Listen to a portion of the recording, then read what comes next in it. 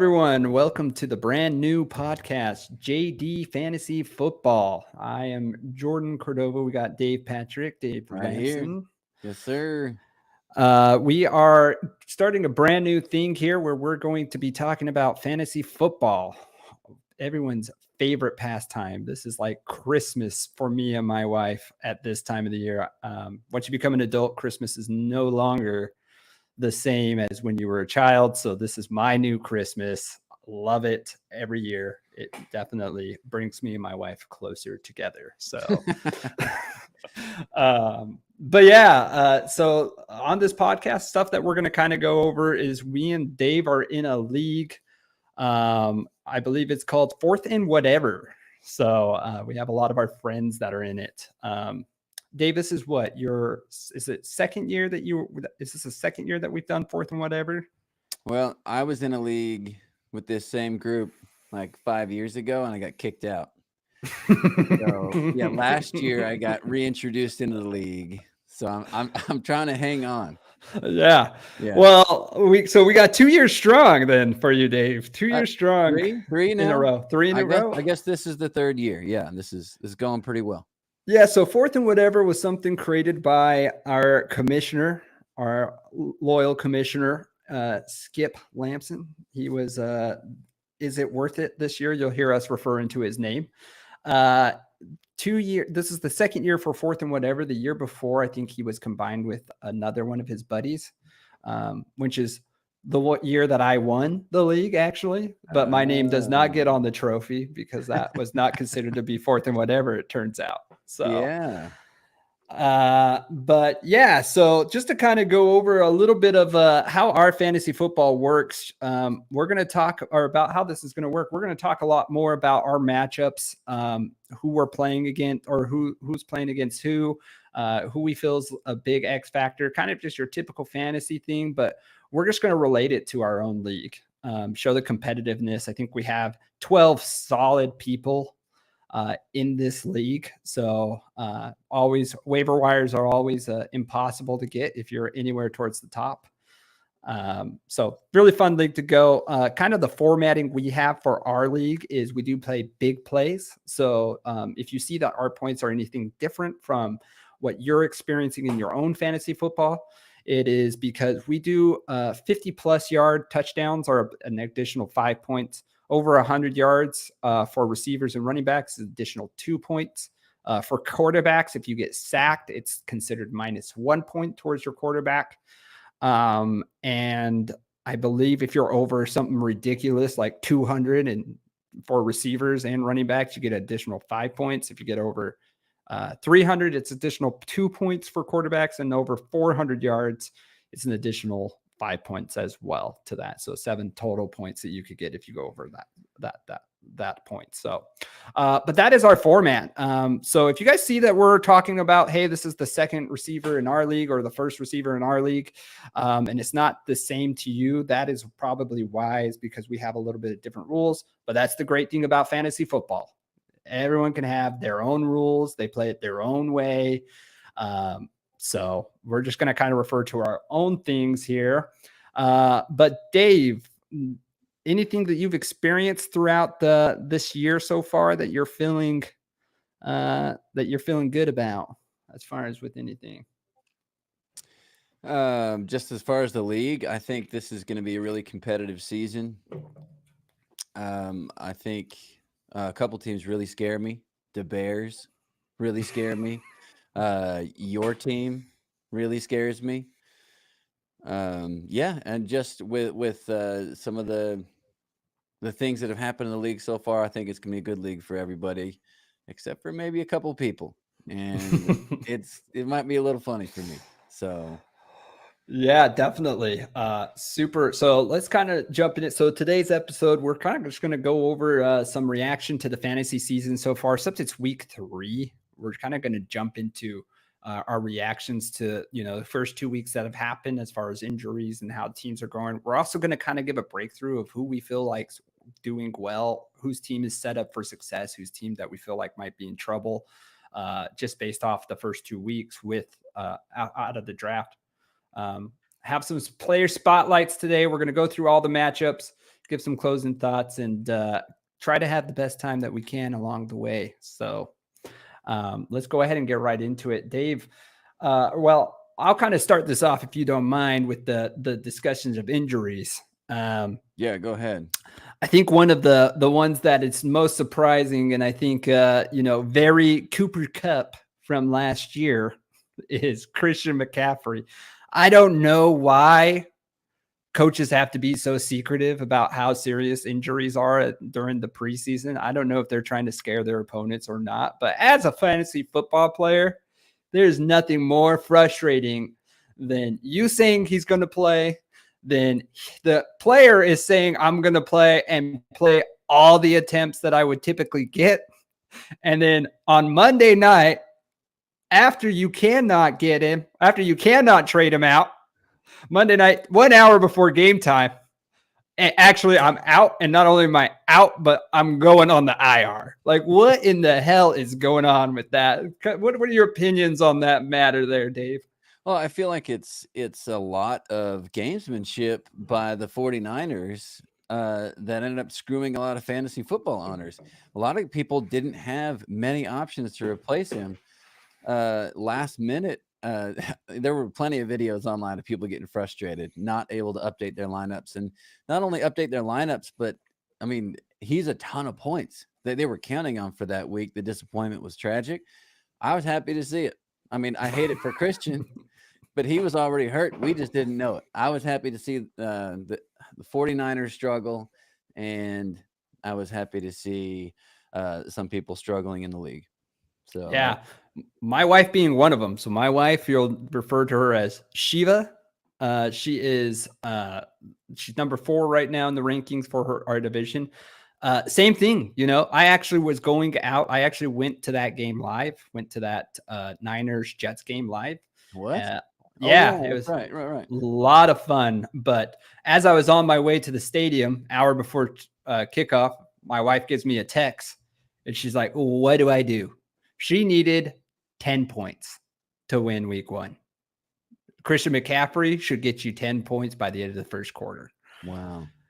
She ends up losing that game. She has to pick up some guy named like Isaiah Gagucci or some weird guy. I'm definitely butchering the name. That's how much of a no name he was, though. Guy didn't even touch the field. Oh, and I believe that game was a blowout. That's how bad it was. He didn't touch the field in a blowout game. And so she got 0 points. She also had Greg the Leg, but it turned out the Jets were not a good team at that point. So he got her 1 point. So she ended up losing that week by 9 points. While she had Zeke on the bench with 12 points, she had a bunch of people she could have played in place of him. But because of that, she ended up losing week 1 because of it. Brutal. Yeah. Hurtful. Well, and you beat me in week 1. I was pretty upset about that. I ended up, turns out we'll go over more, but Saquon Barkley's kind of the real deal Holyfield over there at Philadelphia. So I ended up getting a little bit lucky with Jaden Daniels and stuff like that. So, but that was it was good competition. You had Cooper Kupp go for 32, and really scared me there for a minute. I thought that was it. I saw Cooper Kupp go off, 14 receptions. I was like, how do I compete with that? This is probably over. So, but yeah, who's an injury that you would like to discuss here, Dave? Well, my injury of the day, as I get rid of my notes. That was freaking awesome. Yeah, my injury. Well, the most frustrating for me was Cooper Kupp. He was my man the first week. Got me a ton of points. Puka Nacua goes down, and Cooper Kupp. Here we go. 17 million targets. I mean, who else are they going to throw to? It was pretty awesome. And then he just does what he always does and gets hurt. So that really sucked. Honestly, I look across my whole roster, and I knew this coming into this year. I drafted a bunch of guys who have injury history that I need to be their year. Like when I saw Aaron Rodgers go down the other night, I mean, he got up and he kept throwing, but I was like, if Kamara goes down, this season's over. I'm in trouble. But Cooper Kupp was definitely a disappointment. Fortunately, I am deep in the wide receiver position on my team. Definitely was my strategy this year. So he's not. I mean, 30 points a game. Come on, keep it up. But I do have some good replacements. Yeah, Cooper Kupp was a big surprise for me. I thought, for after week 1, that's one of those things that it's like he's coming back, right? He was a number 1 draft pick in fantasy football for a year, right? Before he got injured the next year. But I mean, it was that for a reason. He was showing, a year off of the injury. Maybe that's him kind of coming back into his own, and this is his year to be the number 1 receiver again. Cut short by week 2. Puka Nacua went down. So really unfortunate. I agree. When that week 1, like I was talking, when that game happened, your team was probably one of the scariest teams to me. I thought you had it hands down. If Cooper Kupp was going to have a season like that, I was like, well, might as well just tell Skip to send that trophy on over to Dave and just get his name already on it, because that's probably the best draft pick in the whole draft, to be honest with you. So yeah, that one was a shocker for me, that he was injured pretty much right after having 14 receptions. So yep. The other one that's frustrating for me. So here's a fun fact here. I have 2 teams. I played 2 teams, 2 leagues this year. I only did 2. My other league, I have Christian McCaffrey. Okay. I have Isaiah Pacheco, which is the next person I'm going to talk about. Guy is out. I think he did something to his fibium. Is that what it was, or something like that? Fibula. He injured his fibula and ended up, now he's had successful surgery, which great, but he's out for 6 to 8 weeks. So that's one that's kind of frustrating, because he was looking like the guy. I mean, they had Still, the backup is Still, and Samaje Perine were the 2 people kind of coming in, and barely coming in at that. So he was looking like he was going to have himself a year on a Kansas City Chiefs team that is always, good to try to put up 30 points a game. Really frustrating to see him go down for 6 to 8 weeks. And really kind of unfortunate, and it's not an ending of it, but 6 to 8 weeks after week 2, I mean, you're talking coming back, you probably get 7 more good weeks. So I have to keep myself relevant during that time, so that hopefully when he does come back, him and Christian McCaffrey at some point, I'm here playing J.K. Dobbins and DeAndre Swift as my starting running back 1 and 2 in that league. So rough times, but Isaiah Pacheco, do you think if he wouldn't have gotten hurt, do you think he's a top 5, top 7 running back in this league? Absolutely. Absolutely. The Chiefs are going to get right just more and more as the season goes along. They're right now that they're just getting warmed up, figuring out who's getting the ball. But yeah, as the weather gets colder, Pacheco is going to get more and more of that rock in Kansas City. It was going to work out. Yeah, absolutely. Anyone else? Any other significant injuries or anything like that you had to go through, or that you seen that was kind of hurtful? Well, one that kind of affected me this week. Jake Ferguson, tight end for the Cowboys. He was going to be a solid tight end for me, and I actually made a mistake. I should have waited. I didn't know he was going to start this Sunday, tomorrow. So I got Hunter Henry from the Patriots. He played Thursday night. Turns out you should have gotten Tyler Conklin. Well, I should have been more patient. And if I had gotten a replacement, waited for someone on Sunday or Monday, because Ferguson's going to play, and Prescott loves him some Ferguson. So I wish I would have waited. Because that was complete garbage. Yeah, I made a trade for Ferguson last year towards the end of the year, kind of helped me with my final push. because I had Dak last year, and towards the end of the year, they were just linking up. Dak does love himself some Fergie. That guy will throw to him. If it's not CeeDee Lamb, I think CeeDee Lamb's his go down guy, obviously a safety blanket in the way, but Ferguson's like that check off safety blanket that he's always looking for. So I think Ferguson's a great tight end. I think he'll be a top 8 tight end by the end of the year when it's all said and done. But super frustrating to pick up Hunter Henry, who picks up 100 yards last week, right? Has a great week last week. Just want to give a shout out to those on the live stream right now. What's up? What's up, guys? Thank you for joining us. Yeah. But for real, I wish that there is one injury that was big that doesn't affect me this week at all. But that was Tua. They've got Skylar Thompson starting this week. I'm very interested to see, because Achane was already one of the best running backs in the league. He is going to go off this weekend. I think this is going to be his week. Yeah, I'm kind of worried about Achane though, in the way that if you're going to use him, that dude's like $170. He is a small back.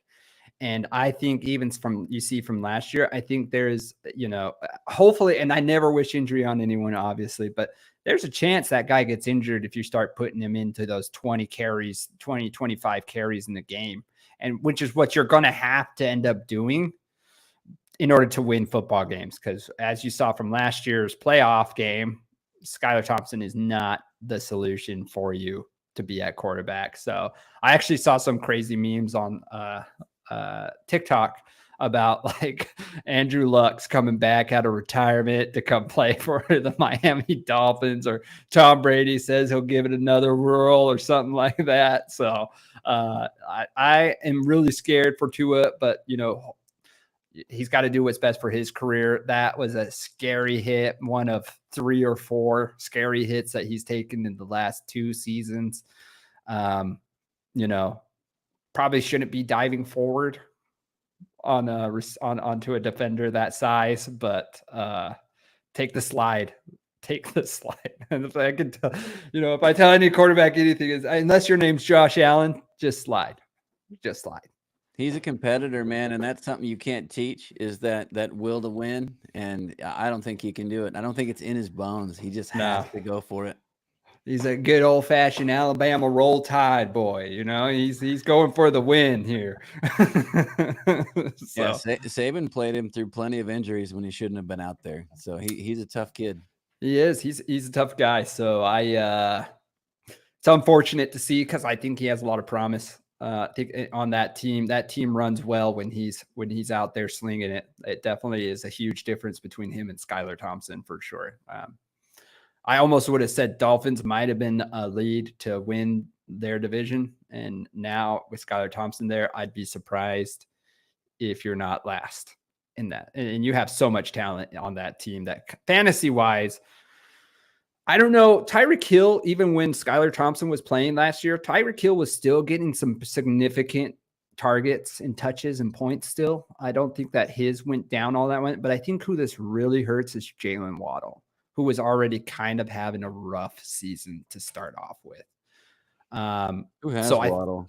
Who does have Waddle in our league? I think it might have been. I have him in my other one, which is another one that team's probably just going to go to crap. I'm going to be honest with you. But Waddle is. Why do I think it was? I thought it was. It's Taylor. There it is. And he is sitting him this week, which I actually am not opposed to. He has, I think Jameson Williams is kind of showing up. J.K. Dobbins, to me, I know we're kind of not going through this yet. We can kind of talk about it a little bit more later, but J.K. Dobbins to me right now is a very scary, to me, sell high while you can type of player. I think you can get a lot out of him right now. I am scared of J.K. Dobbins. Dude hasn't touched the ball within the 20-yard line. Gus Edwards is still getting half of your carries. If you don't bust a 40 to 50-yard touchdown every game, you're probably looking at about 7 points to 8 points from J.K. Dobbins every week.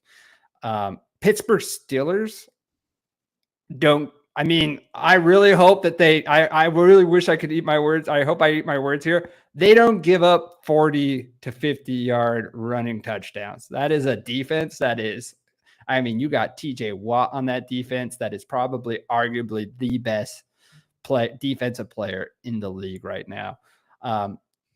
So my prediction for J.K. Dobbins this week is definitely, I don't think he gets over 10 points this week.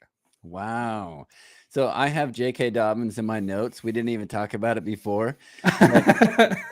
I'm keeping an eye on this Derrick Henry, J.K. Dobbins comparison. And Dobbins is kicking ass so far, and I expect it to keep going. I didn't expect him to do it this far. Why couldn't he keep going? So let's keep an eye on this tomorrow. I agree. I think it's good. I don't know what kind of bet we can make. Maybe we just start making bets throughout this podcast where we just keep tallies at the end of the year. Maybe we figure out like a punishment for whoever had the least amount. But I'd be willing to bet you. You know what? Let's see. What is his prediction for this? What are they predicting him for this week?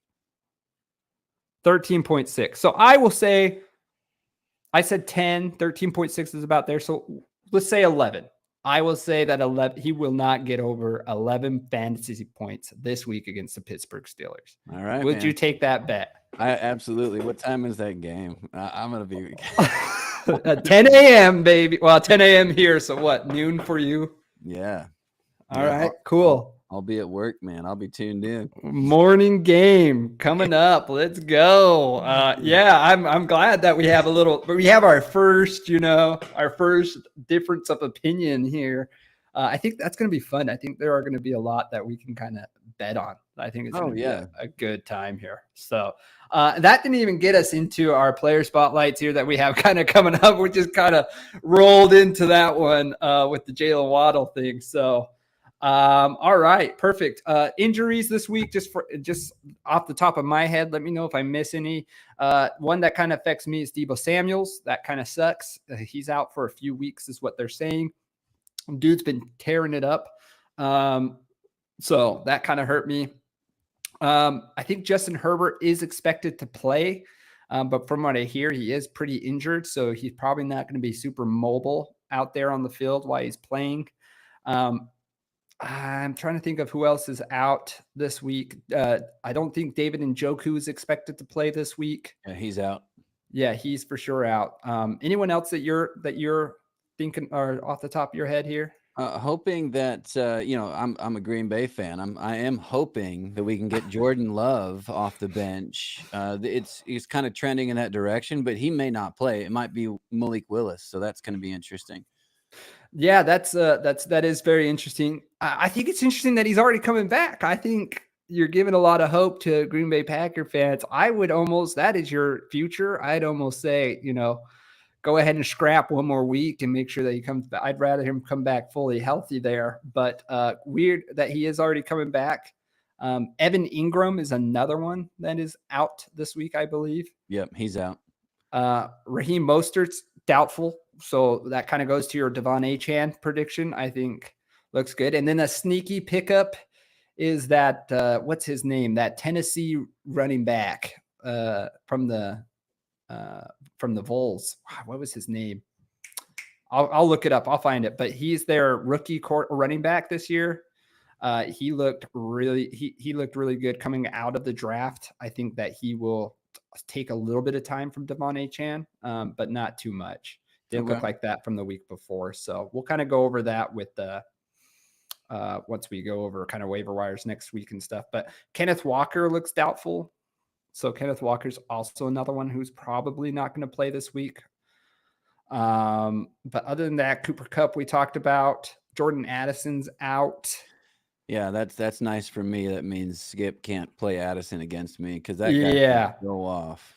Oh, man, he is a big play waiting to happen. And you know what? Sam Darnold is no longer seeing ghosts. That guy is tossing that ball all over the field, looking really good right now. So something that you're not too worried about there. George Kittle and all of the San Francisco 49ers are injured. So they might just forfeit this game with not enough people on the field. with how many injuries that are kind of going on over there. I bet they're So- happy they hung on to Ayuk and paid him because Oh yeah, they'd be down to nobody. yeah. I think Juwan Jennings might be a scary, or just a sneaky pickup this week without how many injuries there are. I think he could see some serious time with on the other side of Brandon Ayuk with no Kittle. I mean, you're essentially no Debo, no Kittle, no Christian McCaffrey. Mason's not known to be catching the ball very much, so there's going to be a lot of targets out there that are going to be good around. So AJ Brown's another one that's out for another week. Joe Mixon has also been declared out. Yeah. Keenan Allen is also declared out. Oh, I didn't know he was out. Yep, Keenan Allen's out again this week. So yeah, some big ones. Joe Mixon, yeah. I picked up Cam Akers just in case Joe Mixon was out. I don't know if I'm going to play him or Javonte Williams. I think it will be a game time decision for me in my flex position with Deebo Samuel's out. But Joe Mixon going out.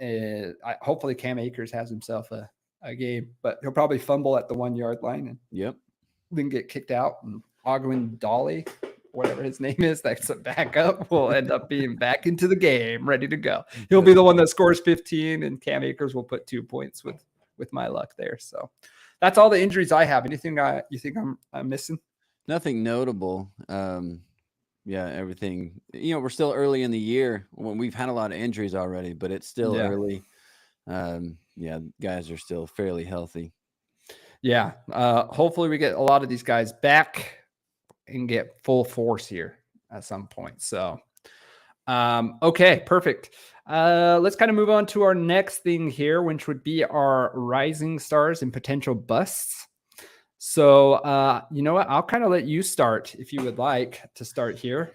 Yeah, my rising star was Alvin Kamara this year. Got him second round, third round. Yeah, I think you got him third. I got him third round, and he's leading the league in points this year so far. So I'm lucky. Had took a chance on an older star on a team that was trending in the right direction last year. But yeah, he's in the perfect place. Look out. And this week, who do they play? Philadelphia. Yeah. A team that doesn't know who they are yet, certainly hasn't been able to stop many people yet. So I am very excited for another week of Kamara going off. My other rising star was Calvin Ridley. I don't know how he's doing so well. He's been on my bench all year. Haven't played him. Haven't needed him, thanks to Cooper Kupp. But I'm not going to play him this week because he's going up against Green Bay. I can't root for him. So I got to hopefully – he's been great. He's averaging like 16, 17 points a game. And Will Levis is crazy. So, I don't he's my other rising star on my team. Yeah, Will Levis to me is one of those like Gardner Minshew YOLO players to me. Like, I mean, I know that's kind of weird to say, but like he's either going to toss it down and throw it, and Calvin Ridley's going to make a diving catch in the end zone, or he's going to start trip over himself and try to throw an underhand pass to somebody and fumble it and lose 3-6 points. So Calvin Ridley has been a very big surprise. I didn't want any piece of anything doing with Titans, especially obviously Tony Pollard is one that has been kind of a surprise there, but yeah, I didn't want any piece of him, but it turns out Calvin Ridley should have been a pretty good pickup there. And Alvin Kamara, I mean, bro, that guy is tearing it up right now. Dude looks better than he has looked in the past. Running it, he's catching it for a lot, yes, but I think he looks even better running it than he's looked in almost his whole career. He has been super dominant on the ground. And let me tell you, as a Cowboy fan, it hurts me to say that. It hurts me to say that stuff. So, yeah, no, I love those two pickups. I love those two rising stars there. Alvin Kamara, I'm not going to lie.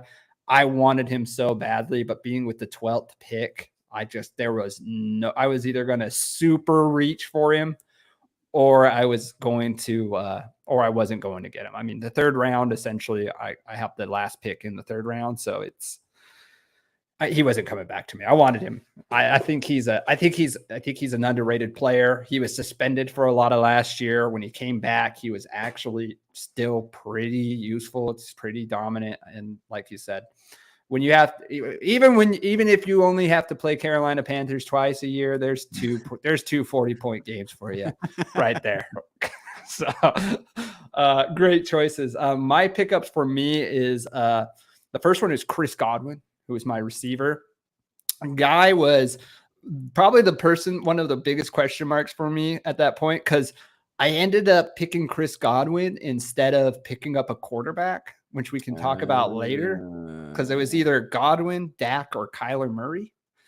And I went with Godwin because I didn't want to see what the flex position looked like after another 24 picks. Wow. So he was a reach for me, but dude is the number 2 receiver in our league. I think Mike Evans is going to take every shadow cornerback that is going to come into this game, which opens up even more. This year I think they have a new offensive coordinator, I'm pretty sure, and he's come through and he's playing Chris Godwin in the slot, which is where Chris Godwin is at best. I think last year he played a lot of outside and stuff like that, but I think he's playing a lot more slot this year, which is where he's had his career years in receptions. And he's actually scoring touchdowns, which is what is the biggest difference. The guy has scored touchdowns in both games this year. That was not the case as of last year. That is not what he did. So, yeah, Chris Godwin is one of those people that I am super, super happy that I picked up in a rising star. I can see him doing really well for the rest of the year. The one that is not, the other one that I had was Nico Collins. And I know this is weird because Nico Collins was a star last year. But at the beginning of this draft, and I remember having this conversation with you, Dave, over the phone. Yep. I didn't want any piece of any receiver on the Houston Texans team. Yep. And it wasn't because neither of them were amazing talents. It was that there was a ton of talent there. And Nico Collins just continues to be the number 1 receiver in the freaking league right now. It is crazy. He is getting the ball often down the field, scoring touchdowns. Stephon Diggs got, a good 2 touchdown game week 1, but other than that, I think he had like 40 yards that game. So Tank Dell doesn't look anything like what he was last year. So, they're not throwing the ball to the tight end. This is the Nico Collins show. And so I think that's where it was really hard, where you're throwing, a gamble on a guy. Is it Stephon Diggs? Is it Tank Dell? I thought every week would be a flip of a coin, but it is clearly the Nico Collins show up to this point. I know we're only in week 3, but it's clearly the Nico Collins show on this receiving core. I think that's just you taking the most value that you could at the draft at that time with Nico Collins. But there was no way that I thought that Stephon Diggs would go into that locker room and suddenly be the vet who's taking care of everybody. He was such a diva in Buffalo. I think that says more about the leadership there in Houston than it does about anything else. It's everyone's bought in. Everyone thinks they can win. Yeah, I think it's an incredible what he's done so far, and there's no reason he can't continue to do it. Right, I agree, and that offense is so loaded. Joe Mixon has, other than being injured now, obviously, Joe Mixon has looked better than Joe Mixon has looked in forever, efficiency wise. So I agree with you. I think that has to do with coaching, right? They have really good leadership, really good coaching on that team, where we're bought in on a lot of this young talent.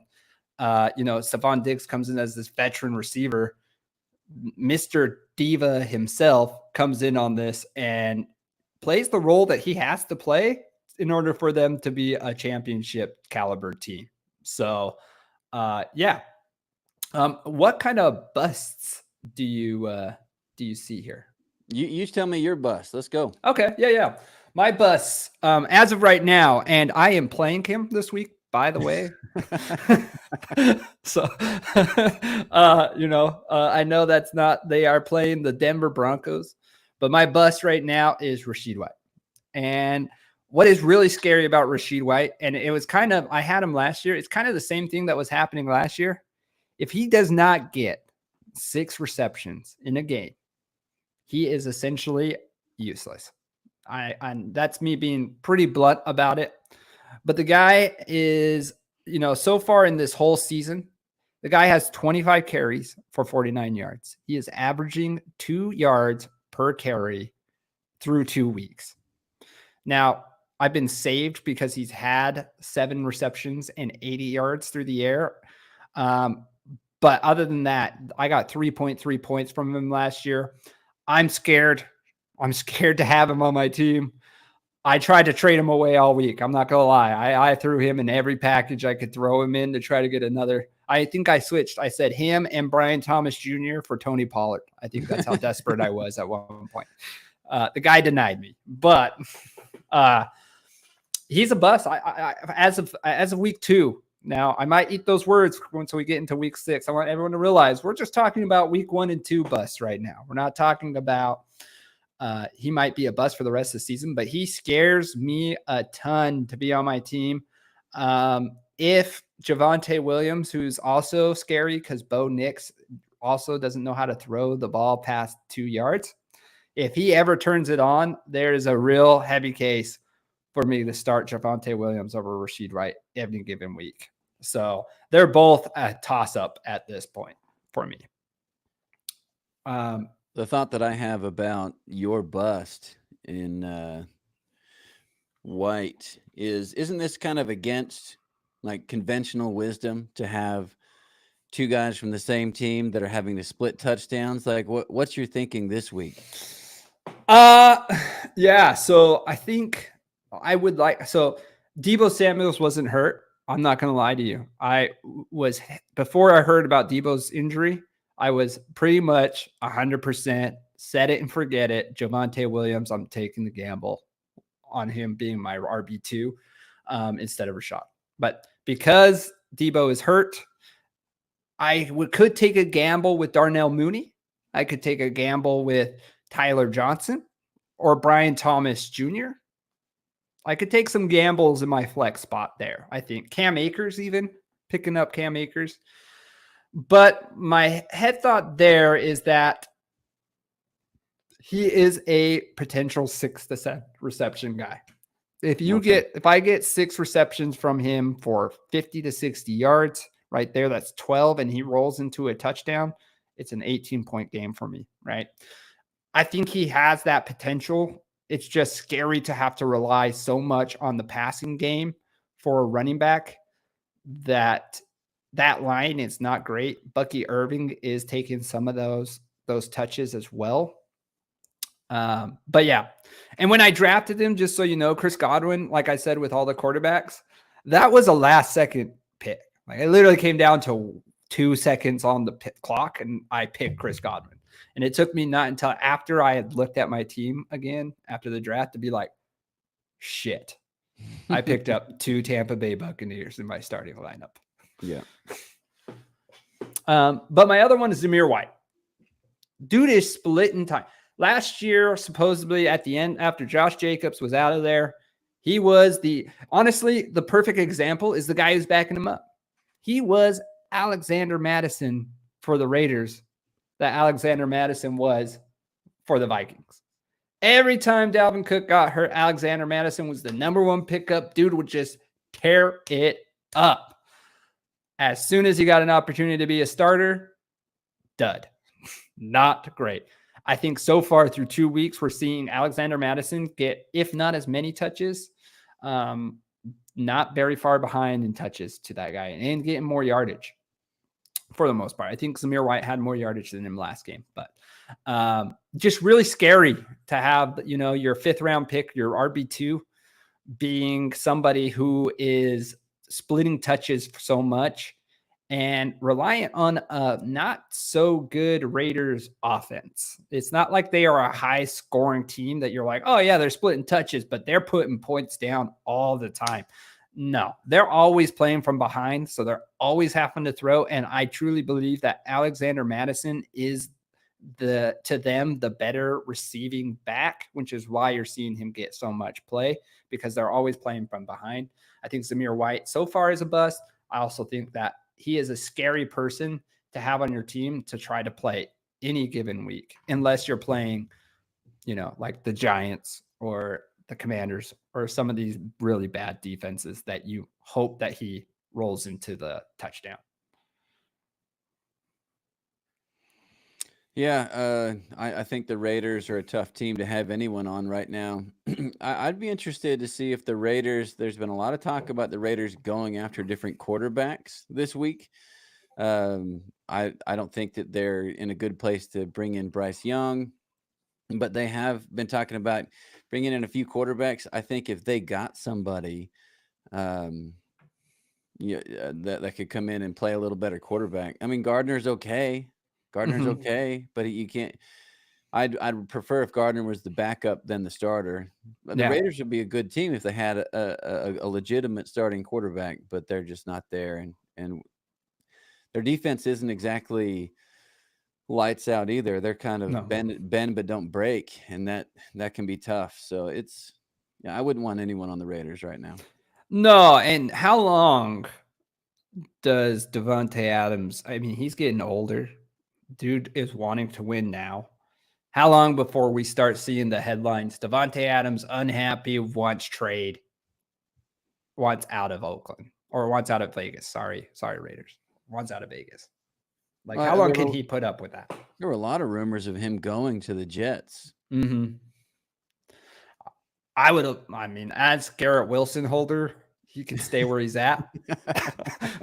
I'm getting a hard enough time getting catches as it is.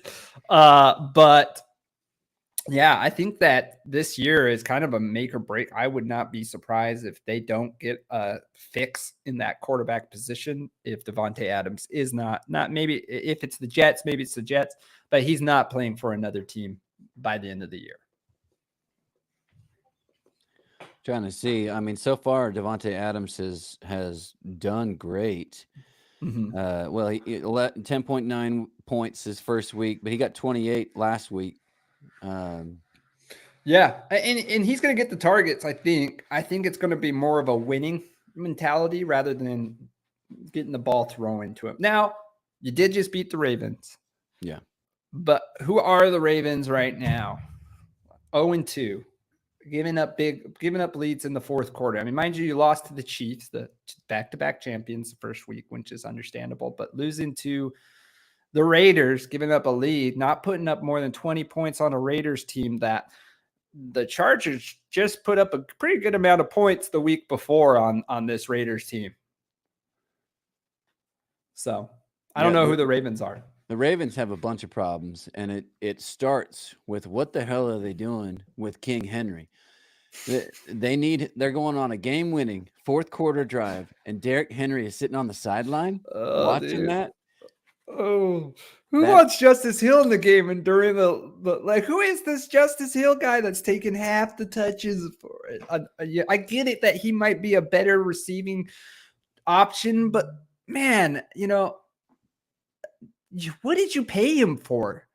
If it wasn't for fourth quarter drives that you're trying to waste the clock, like who are you? Why are you not using this guy? He had 18 touches. This guy's used to 28 to 30 touches over at Tennessee, getting 150 yards and 2-3 touchdowns. And you guys are barely, I get it. You might want to keep him safe, but what are we doing here? Who is Justice Hill and why is he playing so much football, especially in clutch times? Yeah, that was tough to watch. It was tough for him to watch. You could see it on his face. He wanted to be out there as a competitor. And, as a Ravens fan, you just have to be frustrated. Where is Lamar? Like, what is going on right now? Where is regular season Lamar? I mean, this is playoff Lamar right now. Yeah, and that line is looking rough, bro. When he were playing the Chiefs, he was running for his life, and the only reason they were in that game was because he's Lamar Jackson. Yeah. He is running the crap out of that ball, but that line looks rough, which is supposed to be a decent line. Pretty rough for Derrick Henry to like come from Tennessee and be like, yeah, this line was bad. And everyone was stacking boxes. And then you come here and you're like, this line's actually so far through 2 weeks, equally as bad as the Tennessee line was. So, yeah, man, it is rough to see somebody, King Henry, a legend in the game, kind of wasting away on a bench during the fourth quarter. And that is just, that's rough to see there. Yeah. Well, my bust for the year is Marvin Harrison Jr. I took him as my second pick, and Kyler decided that it's not his job to throw to him. He has not had a ton of targets so far this year. And I mean, what's the problem here? He's a talented kid. McBride's been good, but come on, Kyler, air that ball out. Let's do this. I don't know. He's been a bust for me. He got 3 points the first week, 1.3, and then he did pretty good for me last week. But he's my number 2 receiver. He needs to perform for me to win. I think if I'm going to go as Marvin Harrison Jr. goes, and I think that's how my season's going to look. Yeah, I think Marvin Harrison Jr. I think he will adapt more throughout the season. I think it has been very disappointing. You're big, you get this new shiny toy for Christmas, Kyler, and week 1, you throw it to him 3 times. He catches 1 for 3 yards. He's open. I've seen plenty of plays that he's been wide open that you're not throwing to him. And, it's just unfortunate that Kyler's like, yeah, it's not my responsibility. Like, who are you passing the buck to? James Conner? Greg Dortch? Whose fault is that? Like, who should we talk to about, like, if it's not your job to throw him the ball, whose job is it to throw him the ball?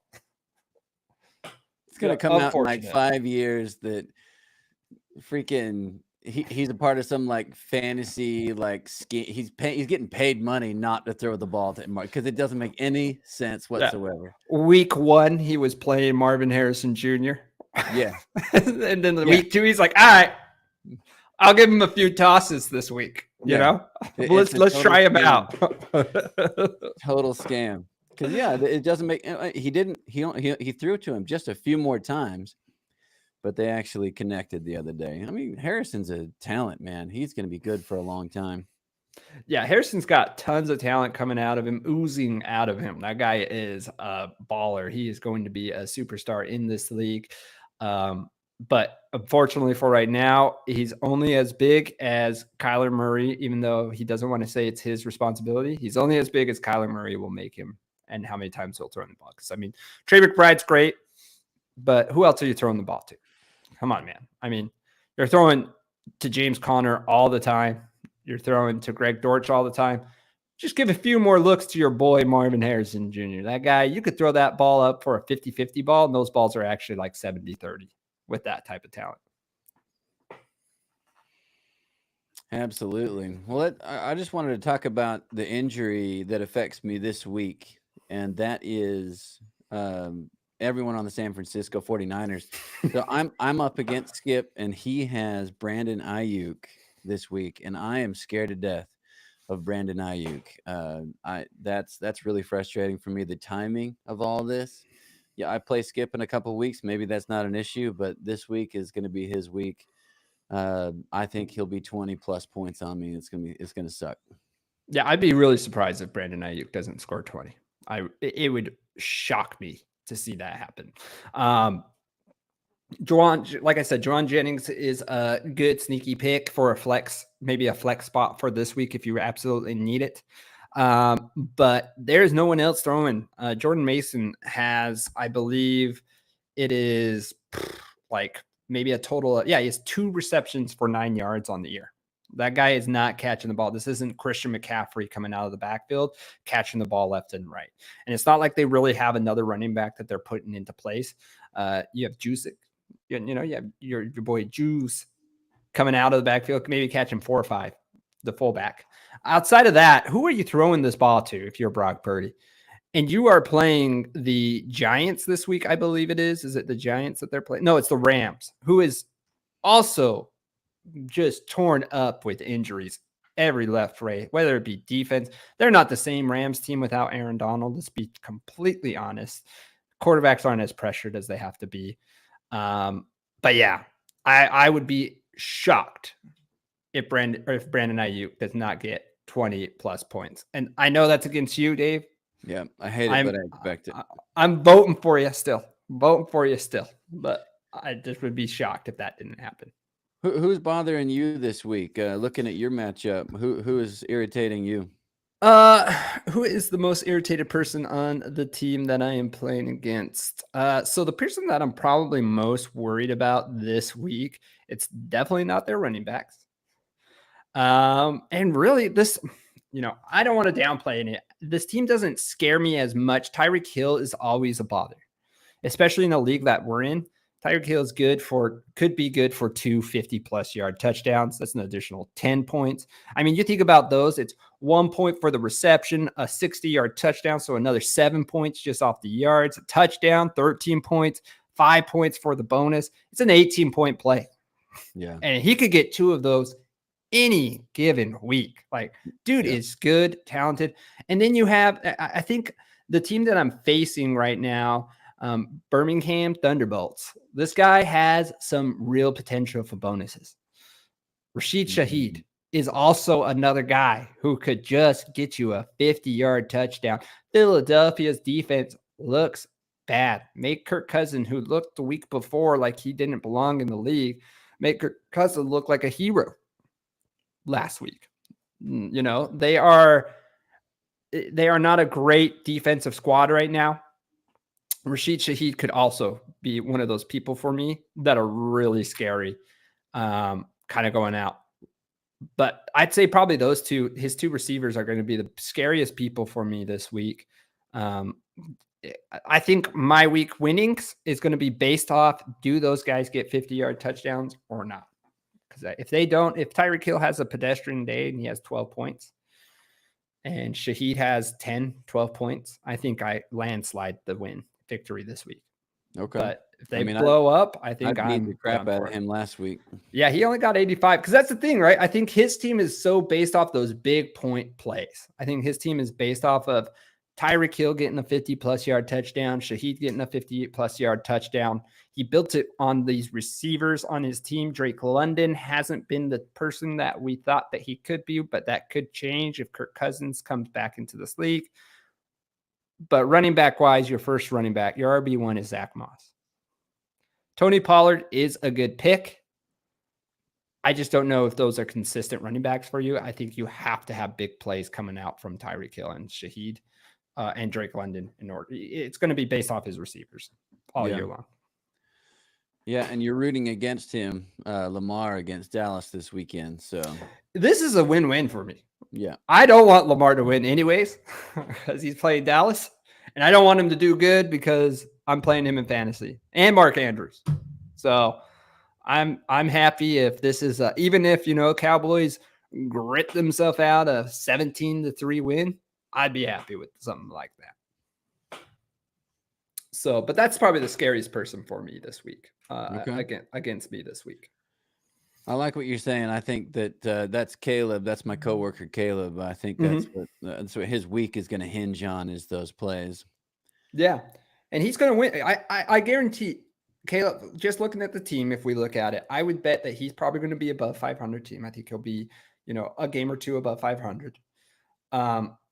But the games that he wins he'll win because Tyreek Hill puts 30 down or Shaheed puts 30 down, right? Like it's going to be these receivers.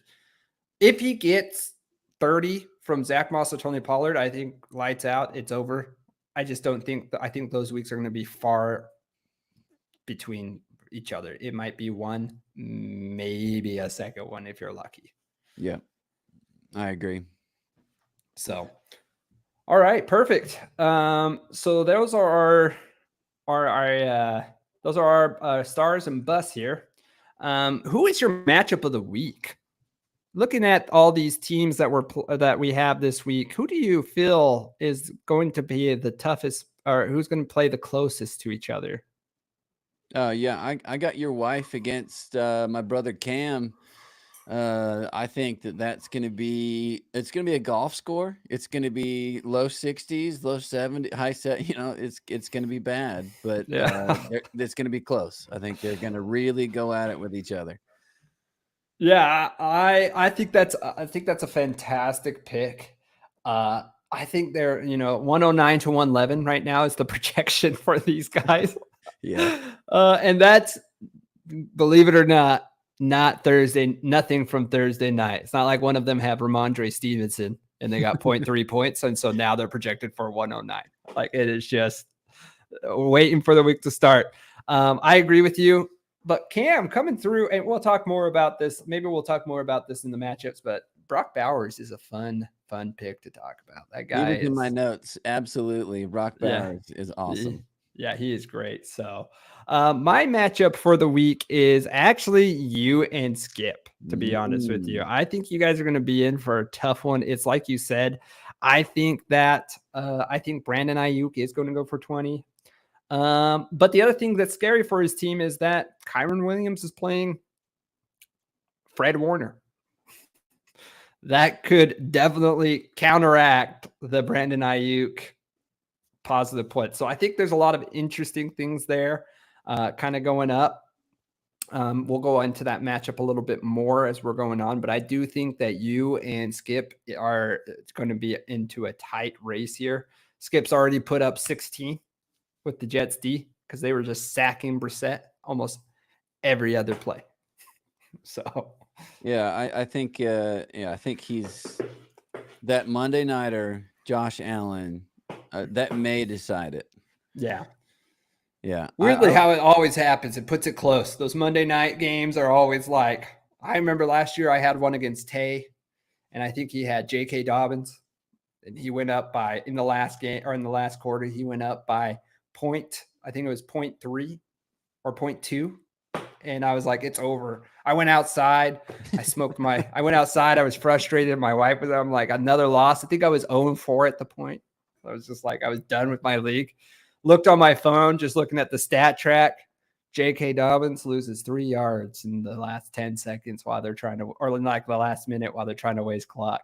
I end up winning by 0.1 points on Monday Night Football. Oh my God. So Monday night always seems to be like, if you have a player playing on Monday night, and I know that seems like, oh, of course it's going to decide it because, there's a player that's playing there. No, I think that it's crazy how close, if you have a Monday night person, how close those games are always going to be. Saquon, I needed him to get 12 points last week. Didn't get the final 2 points I needed to win last week until the 2-point conversion in the last 2 minutes of the game. Wow. So, yeah, I think Josh Allen on Monday night is going to be a big factor into that. But yeah, we can kind of go through that there. Okay, so speaking of, let's go through our matchups this week. I think this is going to be fun. We have 6. I want to start with our own matchups, but so now that we're talking already about matchups, I do want to kind of start off, especially now that we're talking. I'd like to kind of go over each team and who's starting for each team. So I'll go over Skip's team here, and I'll let you go over your own team. So Skip, or is it worth it? Because he was heavy on Xavier Worthy after week 1. I'm pretty sure that's what his name's based off of. But he has Josh Allen at quarterback, Kyren Williams, Travis Etienne Jr., Brandon Ayuk for receiver, Xavier Worthy, Kyle Pitts in tight end, Zamir White in the flex position, New York Jets, who we talked about just recently, got 16 points on Thursday Night Football, and Blake Group, which is the New Orleans kicker.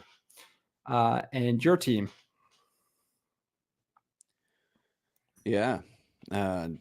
Aaron Rodgers got me 19 points the other night, but my tight end, Hunter Henry, got me 2.9. So it basically counteracted in the Rodgers good night. Kamara, solid. Ford is going to be great for at least a couple more games until what's his face is back, Nick Chubb. CeeDee Lamb, come on, CeeDee. Come on. We already talked about Marvin Harrison Jr. He's going to make or break my season. Aaron Jones in Minnesota, they are feeding him the rock. So I just lots of points are going to be scored against Houston. For some reason, Minnesota is good. Yeah. So let's keep it going. Cincinnati defense, I'm not too excited about that. They've been kind of bad. And Harrison Butker, don't listen to his politics, but let him kick, baby. Let him kick. Yeah, man. So like as far as team-wise going on this matchup, Josh Allen is a scary pickup this year. One thing that I was really worried about is that this team is a running team now. And it turned when they turned offensive coordinator, but they are a heavy running team. Also, when your star receiver is Khalil Shakir, I don't know who else obviously he hasn't been throwing to Dalton Kincaid. That guy hasn't existed in 2 weeks. So I don't know who he's throwing to. So I think that's going to be, for me, the two X factors is Josh Allen and Kyren Williams here. I think no matter if Brandon Ayuk goes for 20 to 25 points, if Xavier Worthy gets 3 touches and one of them turns out to be a touchdown, or Zamir White rolls into the touchdown, or any one of those guys kind of go, I think where it's going to really come down to is Josh Allen. Is he going to be throwing it down the field, or can he salvage his team by getting in the end zone with his feet? Or is that going to be a James Cook show again? Are we going to see 3 touchdowns from James Cook, 2 of them on the ground instead of that? And Kyren Williams playing against San Francisco, we talked about it a little bit earlier.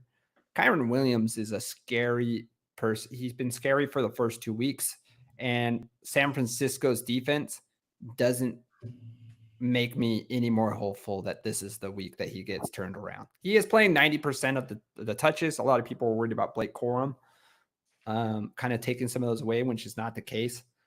But I just don't trust anybody against San Francisco's defense if you're a running back in that position. So for me on this game, I think it's going to come down to Josh Allen and Kyren Williams on his team.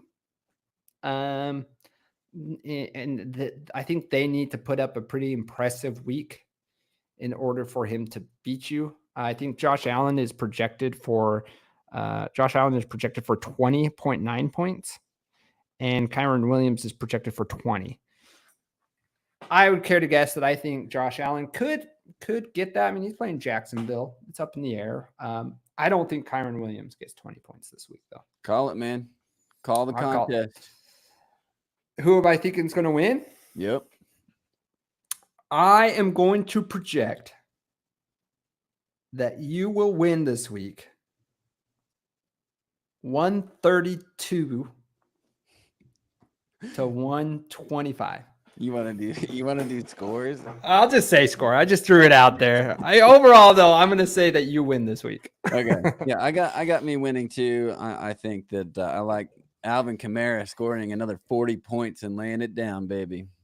Yeah, I mean, he's projected for 22.2 this week. I think he could easily get that and more against this Philadelphia team. I also think Jerome Ford is playing the New York Giants. I mean, there's much more I need to say about that. Jerome Ford is playing against the New York Giants. I think he's going to have a big week. I truly think Detroit's defense is it's hard to run the ball against Detroit's defense. So I think Marvin Harrison Jr. is also going to have a lot of looks this week as well. So I think those will be the big factors for your team that's going to get you the dub this week. Yeah. Okay. Well, my team, do you want to go over? I'll kind of assess. I'll have you kind of assess. I think the better way to kind of I'll have you kind of assess the team that I'm playing against. Maybe we each take a team and we'll assess who we think and stuff like that of their teams and stuff like that. So I'll be kind of assess Birmingham Thunderbolts. I know we kind of went through it a little bit, but I'll let you kind of go with who he has and assess his team there. I think it's going to be interesting that he chose to start Seattle's defense against Miami this weekend. Quarterback that we haven't seen. Yeah, that's going to be very interesting to see how many interceptions he throws. If there's some missteps with the ball. Seattle, this might be the chance that they need to get back on track. So I think he might get a few points out of Seattle's defense. Drake London looks great. Shaheed looks good. Mark Andrews is getting rolling. He started rolling a little bit last week. But yeah, Tony Pollard, he's going to have a hard day getting into the end zone. Green Bay gives up a lot of ground yards. The what's his face for the Colts? Jonathan Taylor. Jonathan Taylor had a bunch of yards against the Packers, but they just weren't able to punch in a lot of touchdowns. So that might be uphill climbing for Tony Pollard. Tyreek Hill, man, we're going to see how he jives. Yeah, I think you're going to beat the Thunderbolts pretty handily. There's just too many questions on Caleb's team this week. Yeah, mine's going to come up to so on my team I have here, and just so you know, I agree with everything you're saying there. Not just because you said I was winning, but because I do agree.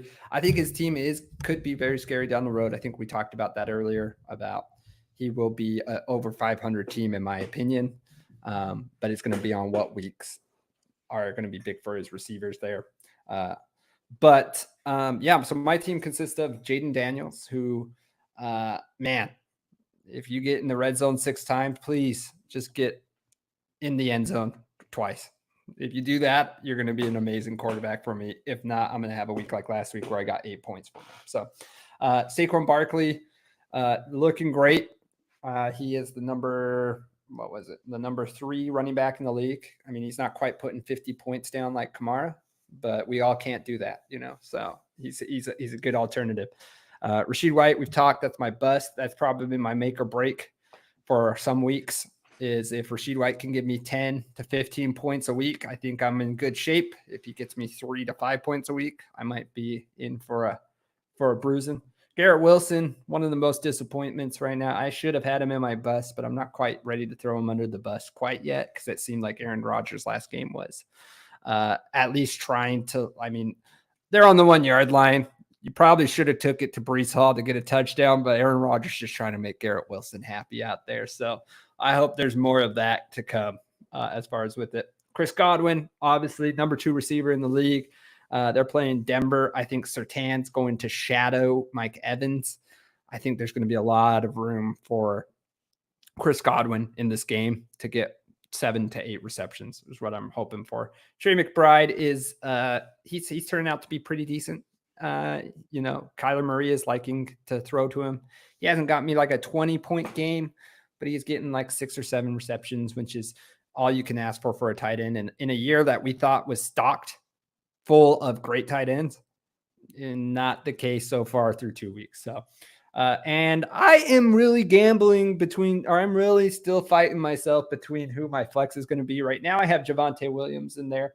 He might, by the end of tomorrow, this might look different. I might have Javonte Williams instead of White.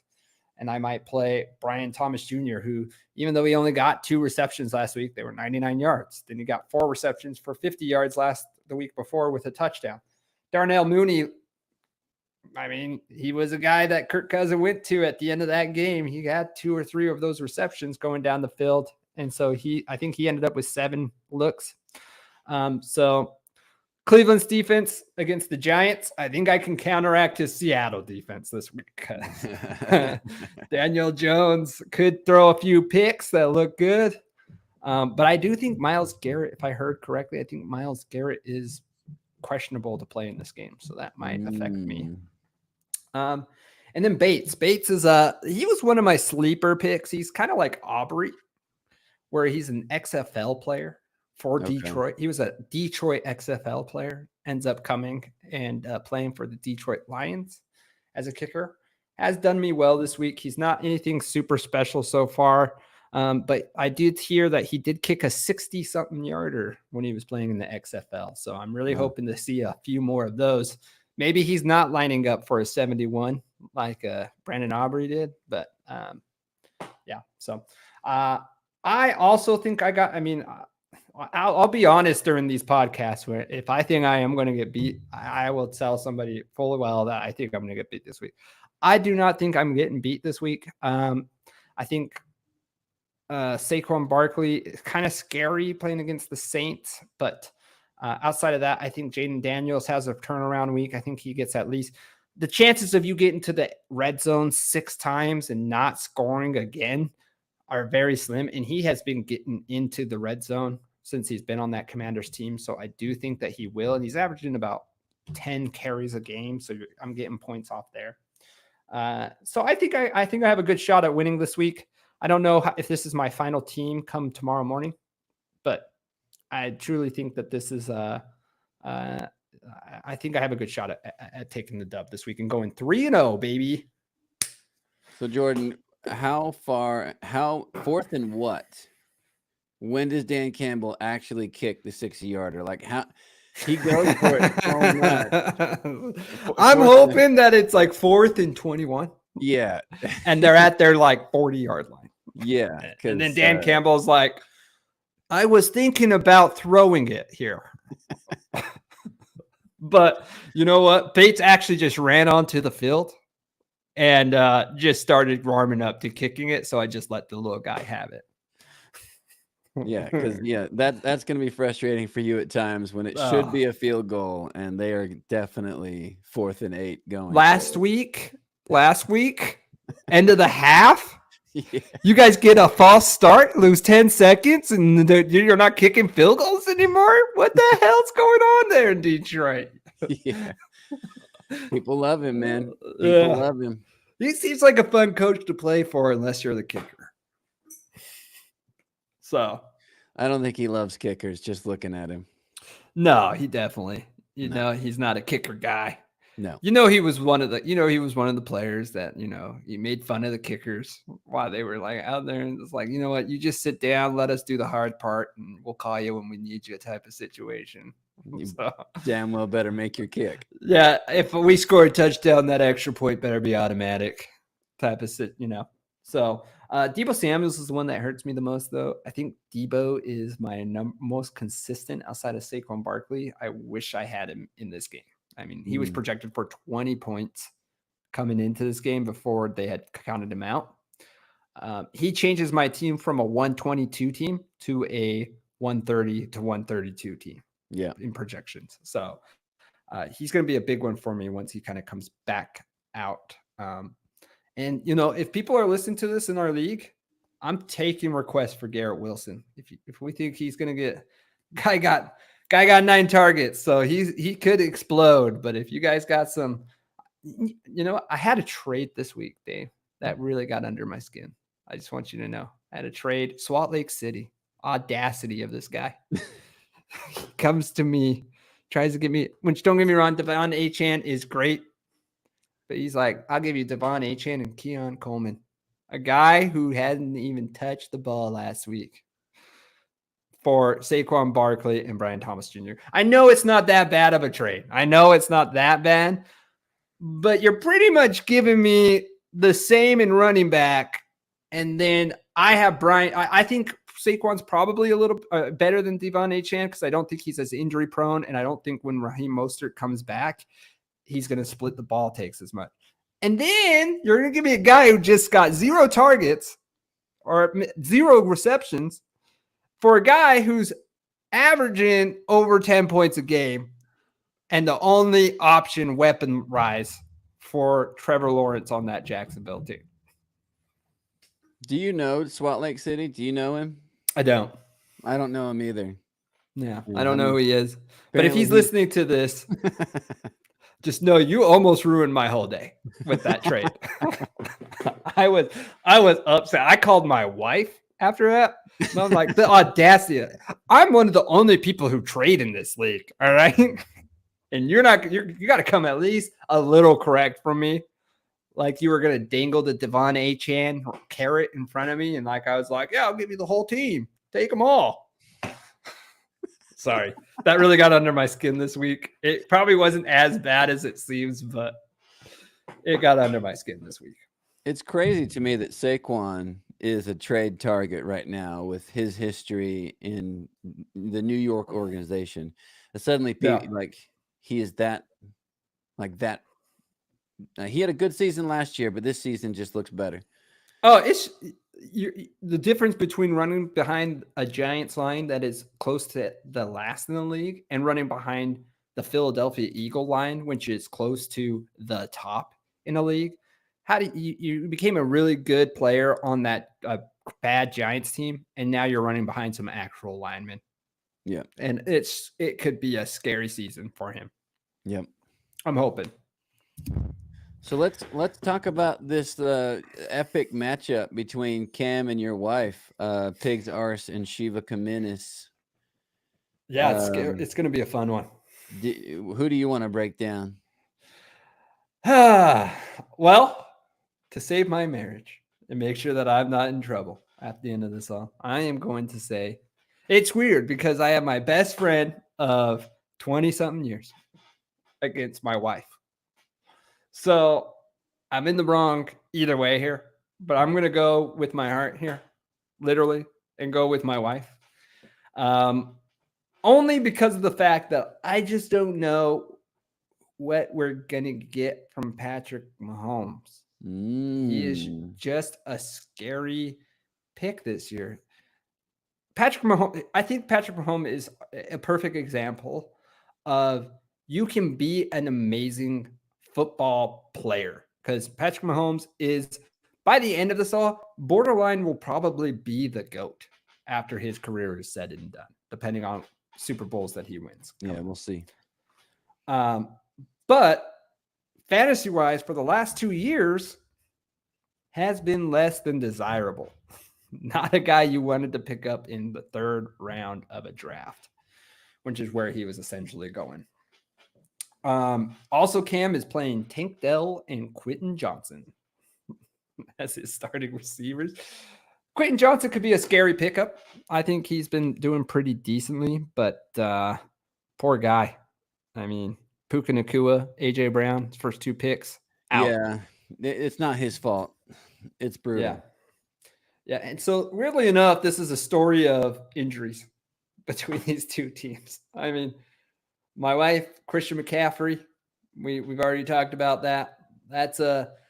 Zeke's is projected for 10 points. Guarantee Christian McCaffrey's an easy 22 to 24 projected every week. My goodness.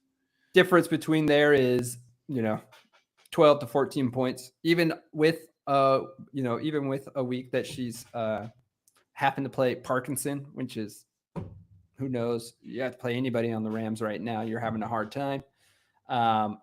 She would still be up in the 120s, 122, 123.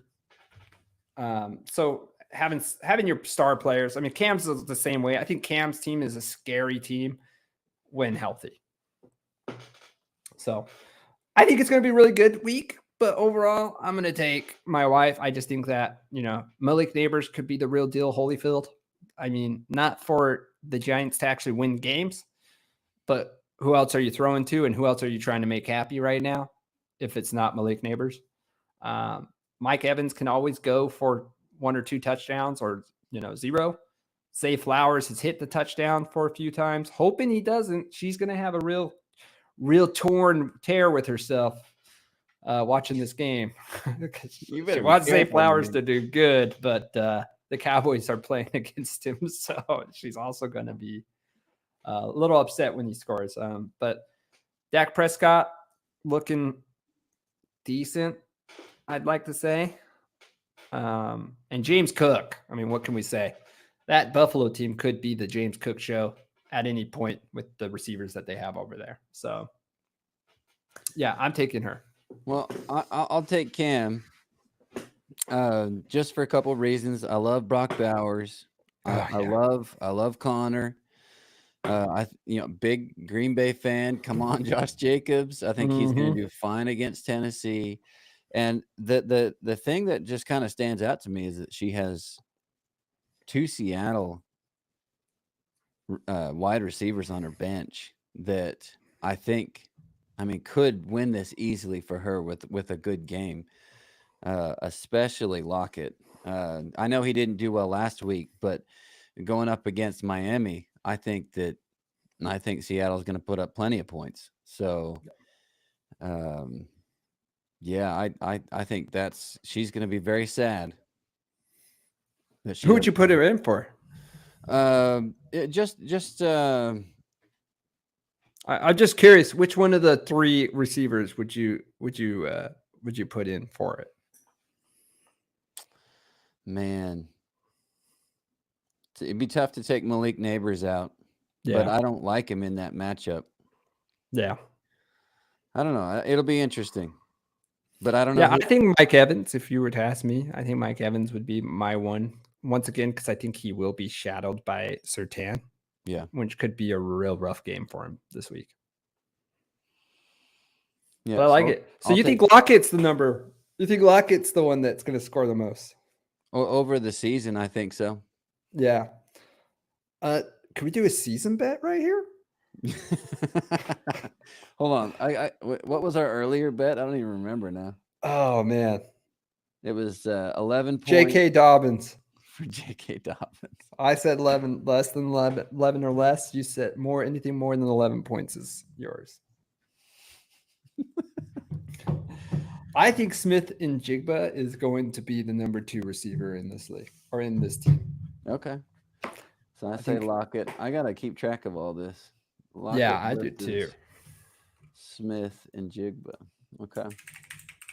And I know we have only 4 people live, and whoever listens, please write in who you guys think. I'd love to get any sort of poll of who you guys are thinking on these type of bets that kind of come in as well. Okay. All right, man. Okay, perfect. All right, so that's that. So you have Cam. I have. I think Cam's once again. I think Cam seems scary. Josh Jacobs, James Conner. His running backs are. I think. What's it? I always say the word sneaky, but it is sneaky because I don't think when you hear those 2 names, you're not instantly like those are the top 5 running backs in the league. But I think both of them have already proven this year that they're going to get a ton of touches and a lot of opportunity on those offenses. So Cam's team is scary, especially once he gets AJ Brown and Puka Nacua back onto this team. And if Brock Bowers continues to be the Brock Bowers that we've been seeing recently, I think Cam can make a huge push in this league this year. Maybe. But it's going to be dependent on AJ Brown and Puka Nacua's health, to be straightforward with it. And what kind of Puka Nacua kind of comes out with Cooper Kupp playing alongside. I mean, they're both not healthy at this point. So I don't even know what that wide receiver core looks like. And the Rams lines look absolutely fucking destroyed. So it's going to be interesting. But okay, awesome. Let's kind of move on to the next one here. I show it as Salt Lake City versus Finkel Einhorn. Is that what you show? Yeah. Sorry. We just got we got a comment there. Oh, did we? First vote in Jigba. Yeah, let's go in Jigba. That's my son too. So yeah, my boy. I see. Well, he's a good player. No doubt. I love Lockett. Yeah, and Lockett's always been a solid. He's a Notre Dame boy. I'm pretty sure he's fighting Irish. So who do you want to go after next? Salt Lake City versus Finkel Einhorn. Okay. I'll let you take Salt Lake City, and I'll take Finkel Einhorn here. Yeah, I love SWAT's team. He's got. He needs Kincaid to get going, but he's got scores up and down that roster. He is going to beat the tar out of Daniel. Right now, Daniel still has Joe Mixon in his lineup, so hopefully he gets that ironed out. But A-Chain's going off. Rashee Rice, he's always going to be a threat to catch 1 or 2 touchdowns a game. Reed has been the touchdown scorer for Green Bay, so he's been solid. T. Higgins in the flex. No problems there. I don't see anyone on his bench that he should put there instead. And obviously Chargers D not great, and his kicker is fine. So yeah, I mean his kicker gave him 26 points week 1. Wow. Jake Moody had 6 field goals. I think 3 of them were above 50 yards. So, Man. Yeah. yeah, I kind of agree with you. I think Salt Lake City does have a scary team. Weirdly enough, he got a lot of value in receivers in his receiver course. With Rashee Rice, I think comes 7th or 8th round, or 6th. Jaden Reed's a late pick. He's an 8th or 9th round pickup. T. Higgins probably got a little bit earlier. He's been hurt, so he's finally able to kind of release the beast here. So I agree. I actually agree with you as much as his trade offended me, and I want to say I'm voting for Finkel Einhorn here. I don't think, the logical part of me could not say, looking at his team against Finkel's, that I'm not going to say Salt Lake City on this one as well. But Finkel Einhorn, I understand the concept. To me, for Brock Purdy starting over Joe Burrow. Yeah. For me, I think I'm looking at Mike Clay's projection based on what I truly believe. And what I truly believe is Joe Burrow is going to go knock the bricks off this Washington Commanders team. Absolutely. Absolutely. I think Brock Purdy is throwing to 2 people. And if those 2 people are stopped, I don't think they're going to throw. I think Brock Purdy could easily come out of this game 12 for 15 for 160 yards and maybe a tutty. And Jordan Mason comes out of this game with, 28 carries like week 1 for 150 yards and 1 or 2 touchdowns. Like, I think this is going to be a run heavy game against a team that they're probably going to beat the bricks out of, regardless if they're running or passing this ball. I think they'll be ahead a lot during this game. This Finkel Einhorn is another example of the poor teams that we just watch. But Joe Mixon out. One of your starting running backs, Isaiah Pacheco, we already talked about earlier, on the IR.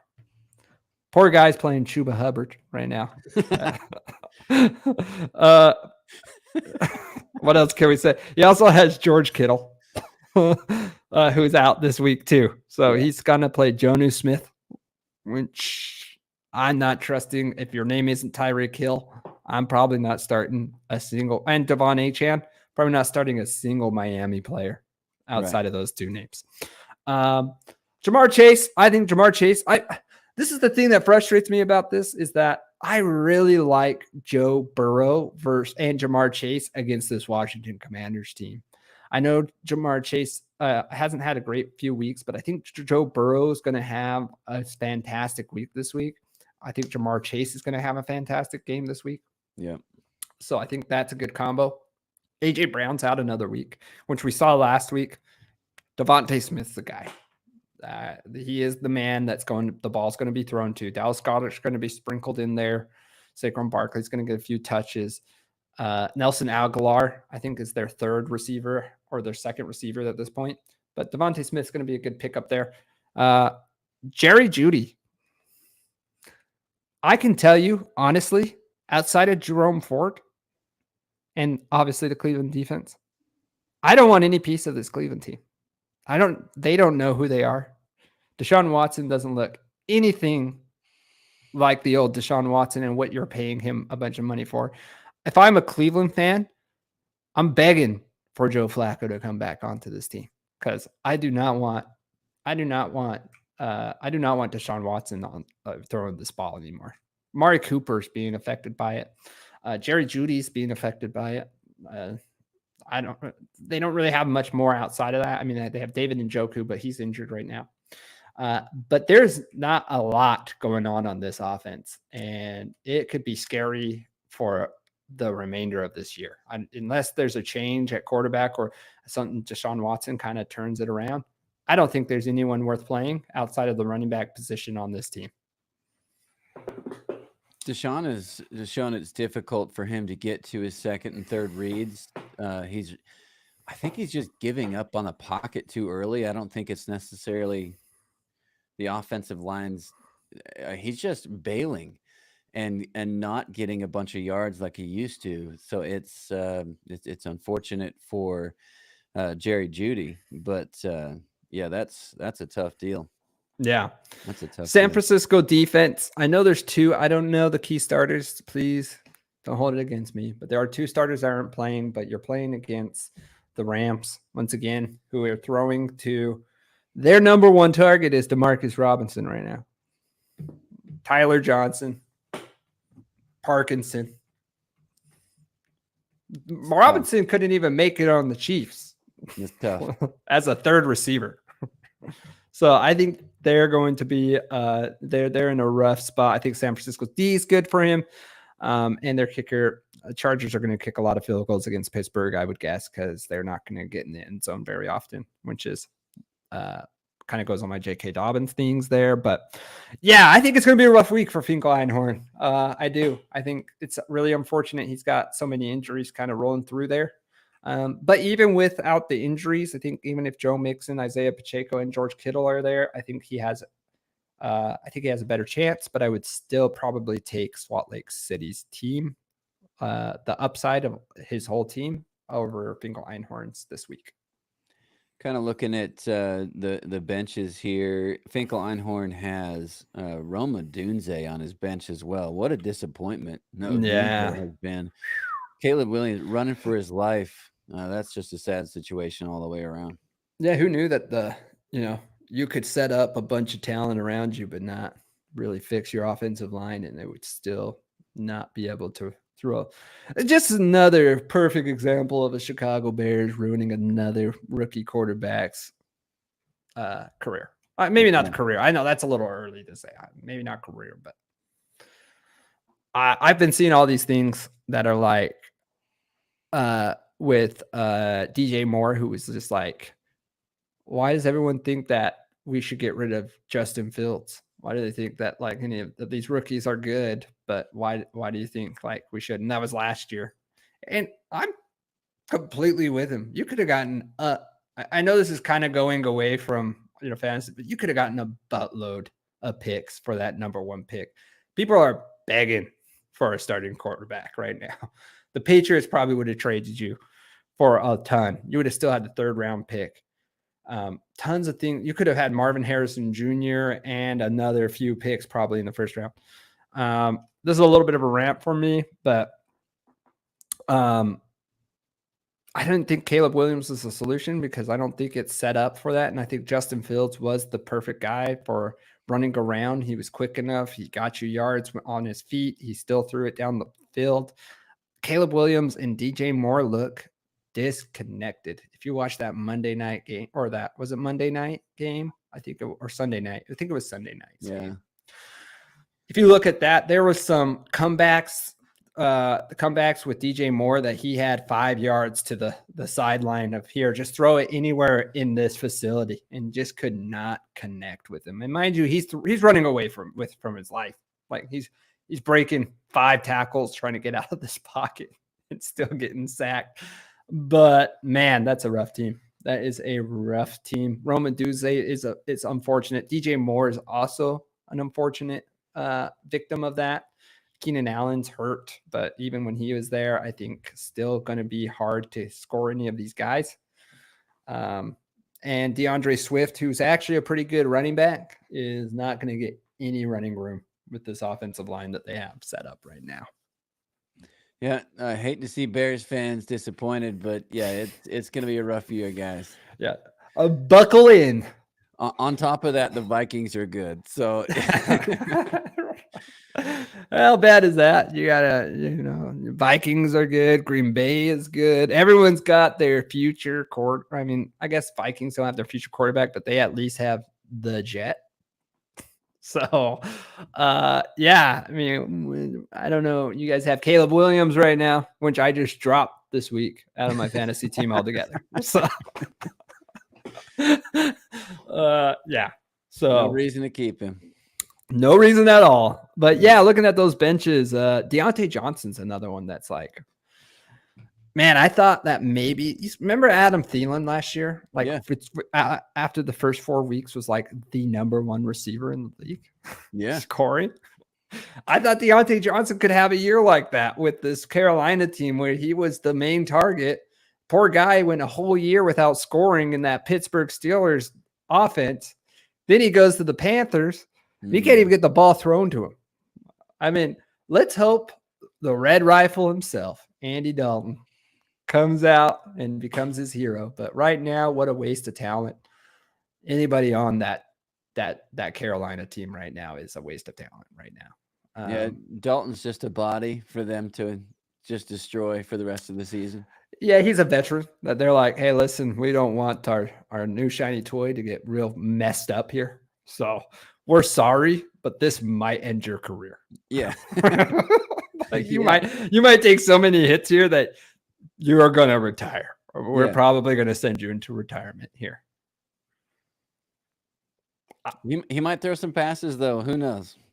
I think he's veteran, so I think there's a better shot for him. I do think he gives them a better shot to win as of right now. I think Bryce Young has some things that he needs to fix up. But obviously you're playing on a high school team right now. Right. You drafted Jonathan Brooks, probably should have gone for the line a little bit more. Their organization got 20 million stolen off her credit card last year. Like they've got problems inside and out. It's just you need to U-Haul that whole everything, gut it from the management team to the owners. Just gut that team down. Maybe take them out of Carolina and put them in a different state. Let's just relocate this team and let's start over here. Because I don't see it anytime soon. Drink at him. He threw a drink at the fans last year. Isn't that what Tepper did? Yeah, he did. That's what I'm saying, man.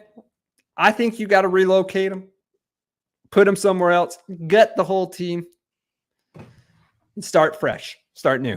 Because you guys are looking bad. You guys are, I don't want to get like ahead of myself, but this looks like an awfully lot like the Cleveland curse kind of popping up here. There might be at least a decade before this team is back into the playoffs. Yeah. So, okay. Well, we can kind of move on here. Really like B. Allen, just on a side note. I like Allen for the Jets. I think he's, if anything were to happen to Breece Hall, even not, I think he's getting a lot of touches right now. Okay. Breece Hall is obviously the number one guy in that team, but 2 tutties the week before. Okay, let's go to the next game. This is an exciting game for me, which is Josh versus Tay. And that's because these are the only other 2 undefeated teams outside of my team playing each other. Okay, so someone's got to lose. Someone's going down this week, and I love it. It's not blood on my hands for it. Another kind of low scoring projection. I don't know. I'll let you take Tay. I'll let you take Tay on this one, and I can kind of take Josh on this one if you'd like. Tay has hooked his wagon to Sam Darnold, that little home cooking in Minnesota. I like that. I don't have any problems with that. And he's a Baltimore fan, so he's got Isaiah Likely. He's turned out to be pretty good. He's got J.K. Dobbins, which we already talked about. He's going to have tough sledding against Pittsburgh. He might tie Ramondre Stevenson for 0.3. Chris Olave for New Orleans. You got to love that offense. He's going to get hot. B-Rob, oh my God. Bijan Robinson for Atlanta is so fun to watch. So good. So fun to watch. And I like his team. Top to bottom. He got Mason at the right time. Yeah, Mason is going to be doing just fine this week. Yeah, I got Taylor winning this matchup easy. If you would have asked me before Thursday night football who I had winning this match, I probably would have taken Josh. And only for some. The thing I love about Tay's team every year is this is a guy who plays with his heart, and he doesn't just look at what's projected and just goes with what's best on there, right? Yeah. He has CJ Stroud. He's playing Sam Darnold. Yeah. He has Travis Kelce. Yeah. And he's playing Isaiah Likely. That's right. He has Jalen Waddle, and he's playing Jameson Williams, which actually that makes sense to me this week. Yeah, I don't hate that. He has David Montgomery. He's playing J.K. Dobbins, which I don't hate. But yeah, there is some, there he plays with his heart. And you know what? I think this week, I think it's going to work out for him. Josh, poor guy. Jordan Love hurt. Chance that he comes back. If Jordan Love plays this week, I might take Josh over Taylor. Okay. But with him playing Trevor Lawrence against a stingy, lot better Buffalo defense than we thought was going to be this year, I think it will be Tay. But Trevor Lawrence not look good this year. Let's be honest. I think he's quarterback 24, projected for 14 points this week. I could go close my eyes on this waiver wire and pick up a quarterback better than what he's projected to do this week.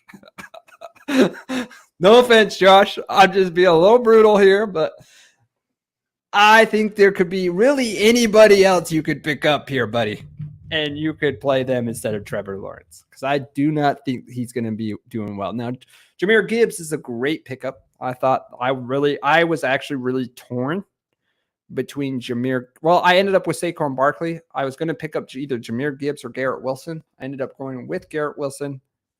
3 weeks later, really wish I'd have picked up Jahmyr Gibbs. But love the Jahmyr Gibbs. Ramondre Stevenson, what a surprise. It was a surprise the first 2 weeks that he scored so much during those 2 weeks because the Patriots were winning those games. Then when you actually are like, you know what? He's a good player. He's going to get you at least 1 point. Doesn't even get you a single point on Thursday Night Football. That fumble was brutal too. Yeah. Fumble was brutal to watch. Yeah. So 0.3 points from Thursday Night Football. He does have the jet, which last week, one single play, he got a 97-yard touchdown. That play alone gave him, let's see here, 9 plus 1, which is 10, plus the extra 5 for the touchdown, 21 points in that one single play, not including the rest of the game. So could the Jet turn it on? Absolutely. He's not 100 though. No, he's got a quad contusion that he's dealing with right now. He's pretty positive he's going to play, but could that affect his running, how fast he's running down that field? Could it affect a lot of things? Houston, I guess I'm not too worried about that defense, but if you're not playing 100%, yeah. DJ Moore, I think we talked and bashed how bad we think this Chicago's Bear team is right now. I'm not going to go too much into it. Dallas Goedert's a sneaky pick. I think he's good. He's not going to be your tight end. He's never going to be that tight end that gets you 2 tutties and 116 yards on 10 catches or something like that. But he will be a consistent 4 to 5 receptions, 50 to 60 yards, maybe rolls into the touchdown at some point. Stephon Diggs is a question mark. He's a veteran. He's in there. He's talking his people up. I think we talked about this when we talked about Nico Collins. He is definitely not the guy right now. He's not the main dude. Did he get 2 touchdowns the first week? Absolutely. Could he score 2 touchdowns any given week? Sure. Is his times done with him averaging 10 receptions, averaging 12 to 13 targets a game? I think he does it a few times this year, but would I say that that's a consistent thing that I think you can count on anymore? No, I don't. I think he's getting, right now, he has 10 receptions on 12 targets through 2 games. So he's averaging 6 targets a game, 5 catches, and 35 yards a game. He has 2 touchdowns, but both of those came in that week 1. So I don't know. We're only 2 weeks in. I think Stephon Diggs is a good player, obviously. And he could have blow up games every week, but he scares me with Nico Collins becoming that number 1 guy. This game has an over-under of 46.5, and the Texans are favored by 2. So they're expecting some sort of shootout in this game. Someone's going to score. It could be Diggs, could be anybody on either of those rosters. Yeah, and once again, I think Diggs could. I mean, he got first week, he had 30 yards. 2 touchdowns. Could he do that this week? Absolutely. He could get over 50, 60 yards again. Nico Collins just to me has looked so darn good, but maybe they just start planning for that, right? Now Diggs is looking a little bit more open, looking a little sweeter when Nico Collins is getting double teamed and they're scheming for Nico Collins. So I agree with you. Could happen this week. So it could be a scary week for him. But Jalen Wright was the one I was talking about. I don't think he's anything to think about right now. But as time goes, Raheem Mostert's injury waiting to happen. Devon Achane is a small running back, could have injuries. Jalen Wright is that Tennessee player that I was talking to you about. He is a fast, good running back. He was great in college. They drafted him. I can't remember where they drafted him. It was within the first 4 rounds, I think. But he could be a good look down the line. He could be a good pick for that guy. But Interesting.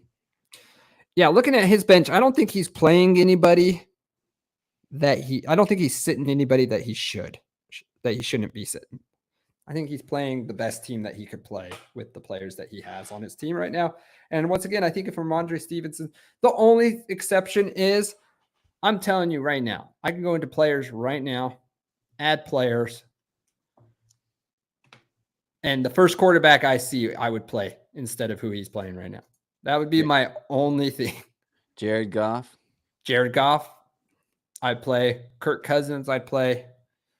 Probably not Matthew Stafford or Deshaun Watson, but Geno Smith, I would trust a little bit more than I would trust Trevor Lawrence. I think either one of those 3 are people I trust more than I trust Trevor Lawrence.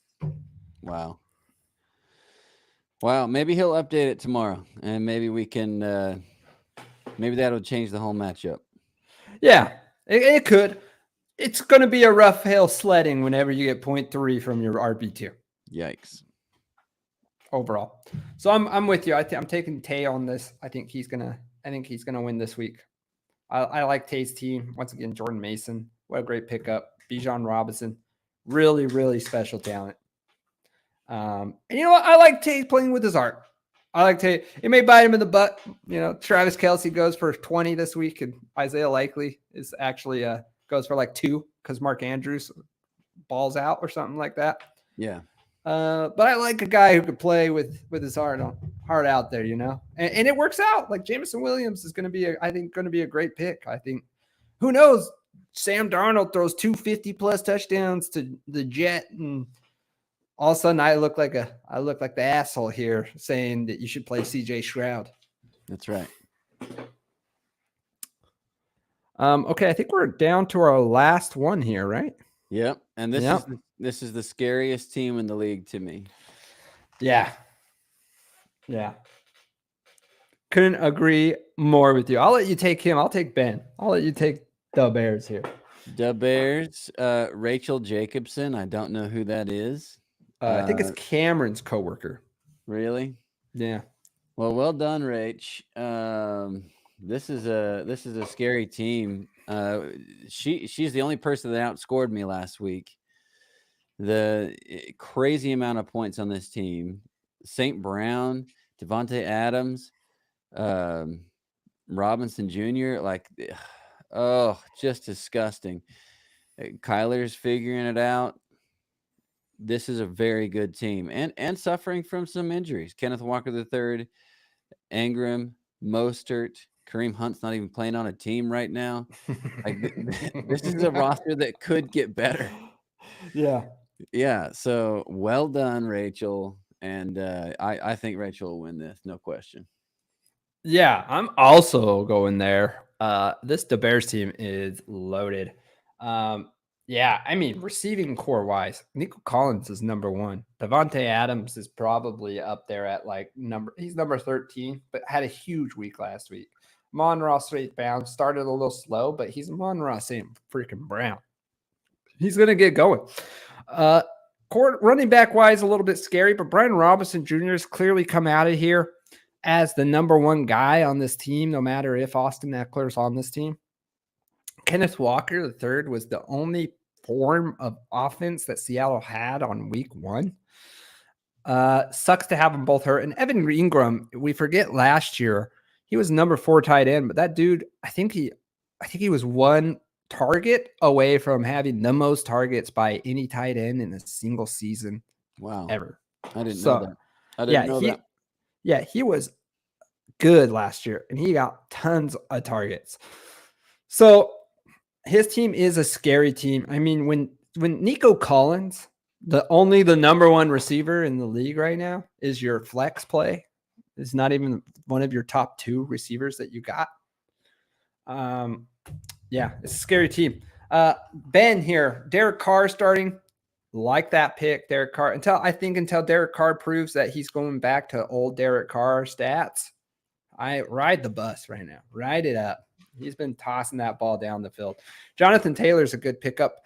I think he's a good player. It's just going to be depending on how good that Indiana team is. What week are you going to get him at? Are you going to get him on week 1 where they're just tossing that ball down the field and he's open for runs? Or is you going to get him last week where you still got 104 yards, mind you, but can you get the end zone? It's going to be the big thing there.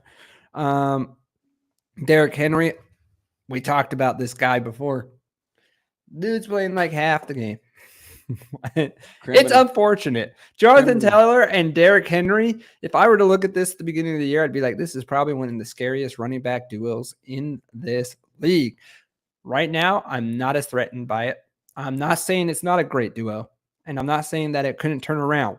But as of 2 weeks, it's not the scariest duo I've seen in this league right now. So DK Metcalf had a big week last week. DK Metcalf is good for, he's going to have, 7, 8, 9 big weeks, but he also could get you, 3 carries or 3 catches for 20 yards and no tutties. He could have some duds there. Keenan Allen, I think that's something he probably needs to change at some point. But Sam Laporta, I think this goes back to what happened to the tight end position. Like, what happened? Last year, tight ends were scoring an abundance of scores. This year, you'd be lucky if your name wasn't Isaiah Likely in the first week. You'd be lucky to hit 15 points with your tight end right now. Yeah, it's an epidemic. Even the Packers haven't thrown last year. Very friendly to the tight ends. Yeah, it's an epidemic in the league. Yeah, it is nutto what's happening. And I don't know what's changing. I know there's a lot of this. There's a lot of this 2 safety highs right now that is really causing the league to be. A lot of people say boring. I just say you have to figure out how to beat it, right? Like, just figure out how to beat it and make them not play it. But there's a lot of that. So I wonder if that's affecting in any way that you're clustering the middle of the field a little bit more by trying to get some of your star receivers in different schemes. I don't know what it is, but it has been a weird year, to say the least, for the tight end position. I thought this was the most talent I've seen in tight end. I thought in the top 8, 9 people that you would be good. You'd probably be averaging 10 to 11, 12 points a game with each one of these people, and that has just not been the case this year. Sam Laporta, you had to have gone high on Sam Laporta. That's a 3rd round pick right there, I'm pretty sure. Yeah. So unfortunate. Hopefully he gets going. George Pickens always scared me. I always view George Pickens as like a Gabe Davis. Guy's a downfield threat, freak athlete. But he's going to be one of those guys that it's just going to be a boom bust every single week. It's going to be, I either caught the big balls and I got 50 plus yards and touchdowns, or I got two receptions for 20 yards this week. I don't think there's an in between. I don't think there's a world where he's getting 15 targets, especially with Justin Fields and Russell Wilson's being the one that's throwing you the ball. Yeah, he's a poor man's Devontae. Who's the Eagle? Devontae Smith. Yeah, he's a poor man's Devontae Smith to me. Yeah. He's not as good of a technician with the routes, so he's not going to get the ball as much, but he's got all the ego in the world. Pickens is tough. Yeah. Honestly, last week, if there wasn't that holding call or that pick call where he got his touchdown called back, I'd probably lose that week. But instead of 8 points, he got 2.5. So It was great news for me to play him. But Green Bay's defense, solid defense. Green Bay's they're a good defensive squad. They may give up some yards, but they are pretty good at keeping you out of the end zone. They've had interceptions in every game as well. Yeah. So it's a good pick. Green Bay, I like the Green Bay Packers defense here. They are, they're the 13th, but, projected, they're averaging about 7 points per game, which for defense, you can't expect like the Cowboys and, the San Franciscos where it's like you can probably count on a pick six almost every other week, right? Like most defenses, what you're looking for is if you can get 7 or 8 points out of your defense, I think you've had yourself a successful week with your defense there. And Justin Tucker, the original OG guy in Baltimore, is not a Detroit team that's going to go on 4th and 5 every time. Let's throw Justin Tucker out there. Let's kick a 61. Sure. Why the hell not? Let's just give it a shot. Look at his bench, man. Look at that bench. Oh, man. Who should have do you think he should have dumped Lazard in there instead of Keenan, or waited on someone else? Oh, man. I don't know. Like, I don't know who you're playing right now. I think you're going to, if you're asking me, Jennings would be the one that I'd probably say, or you're taking a gamble. I'm not trying to play 2 Pittsburgh players. Right? I'm barely trying to play 2 Tampa Bay team players, and they are 2-0. Yeah. Like I'm not trying to play two Pittsburgh players. That's an offense that doesn't score very much. But yeah, I'd probably say Juwan Jennings. I think you probably wanted Allen Lazard, though, is who you wanted to out of all this. Man. That's tough. But Anthony Richardson, Derek Carr instead of Anthony Richardson kind of surprises me. Don't get me wrong, Anthony Richardson did not look great last week. Garbage. But that guy can toss the ball down. He's one of those big play guys. I mean, did you see that play where he pretty much fell down? It still threw that bitch like 60 yards. Yeah. No, he has got a cannon. On point. But he's the same player he was at Florida, where he's gonna win you some games, and he's gonna make it just impossible to win throughout the season because he's just gonna throw the ball to the wrong jersey all the time. That's his problem. Yeah. So I stayed away from Anthony Richardson in every single draft I ever saw. And I didn't even do mock drafts where I picked him up. So I'm with you. I don't think I didn't trust him this year.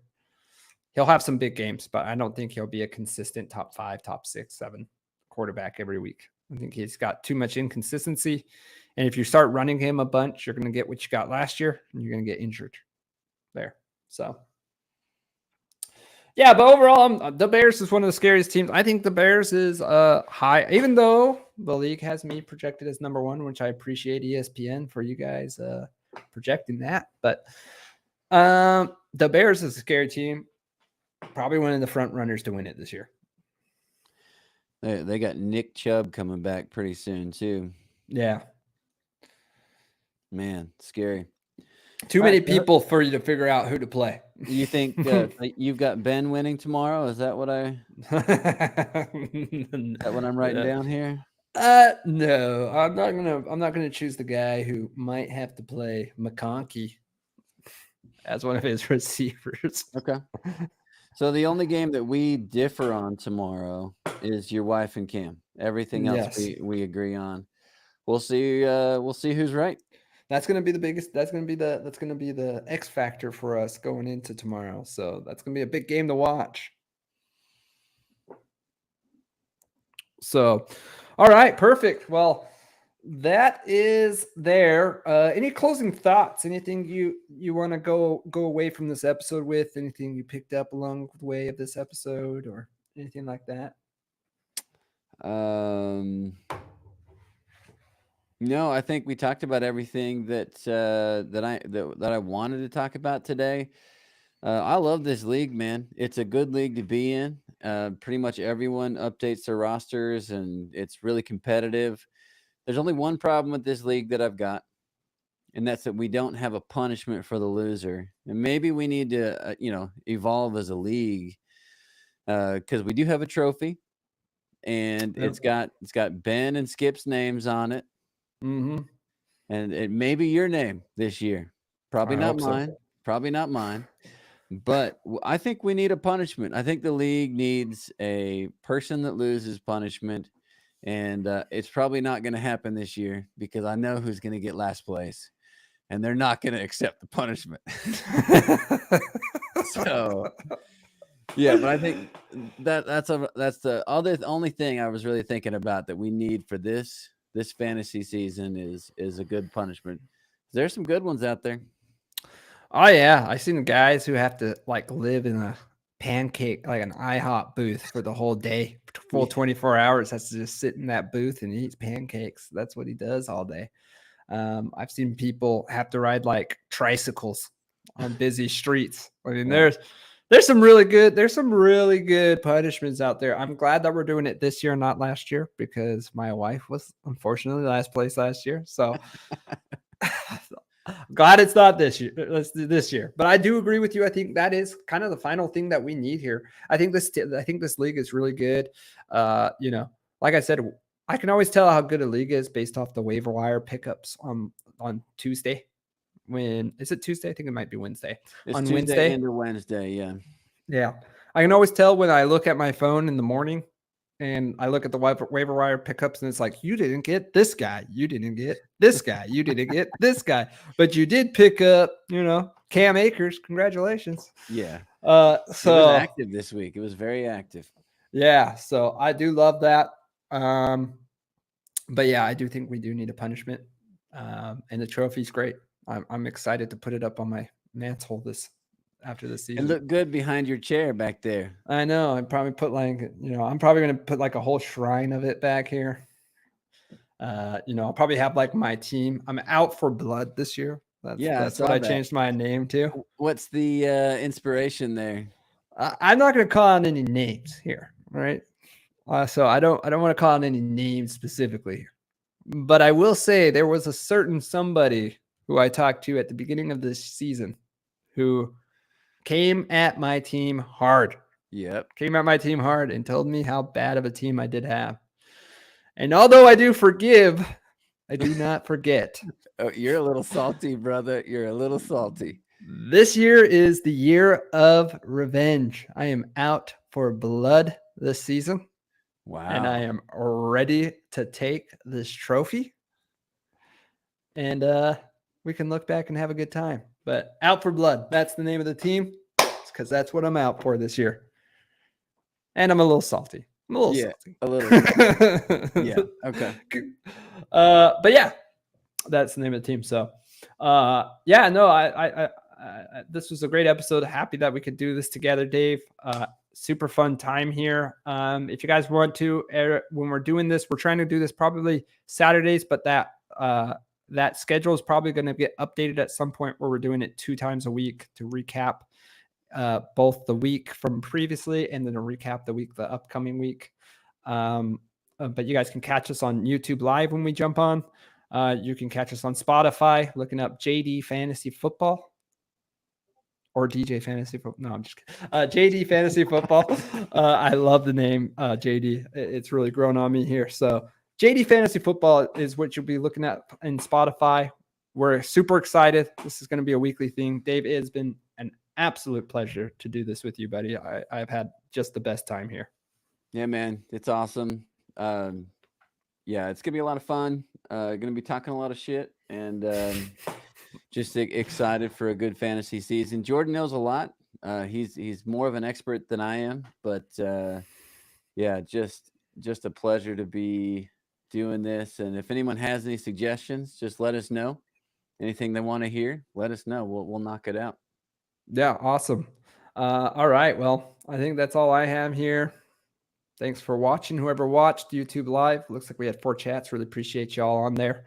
And like he said, throw questions at us. If you guys have questions, throw it over at us. We'd love to be able to answer some of these questions about your upcoming weeks or anything like that. We're here to try to answer the best that we can. Kind of give you good advice if anyone's listening. So thanks, guys. Peace.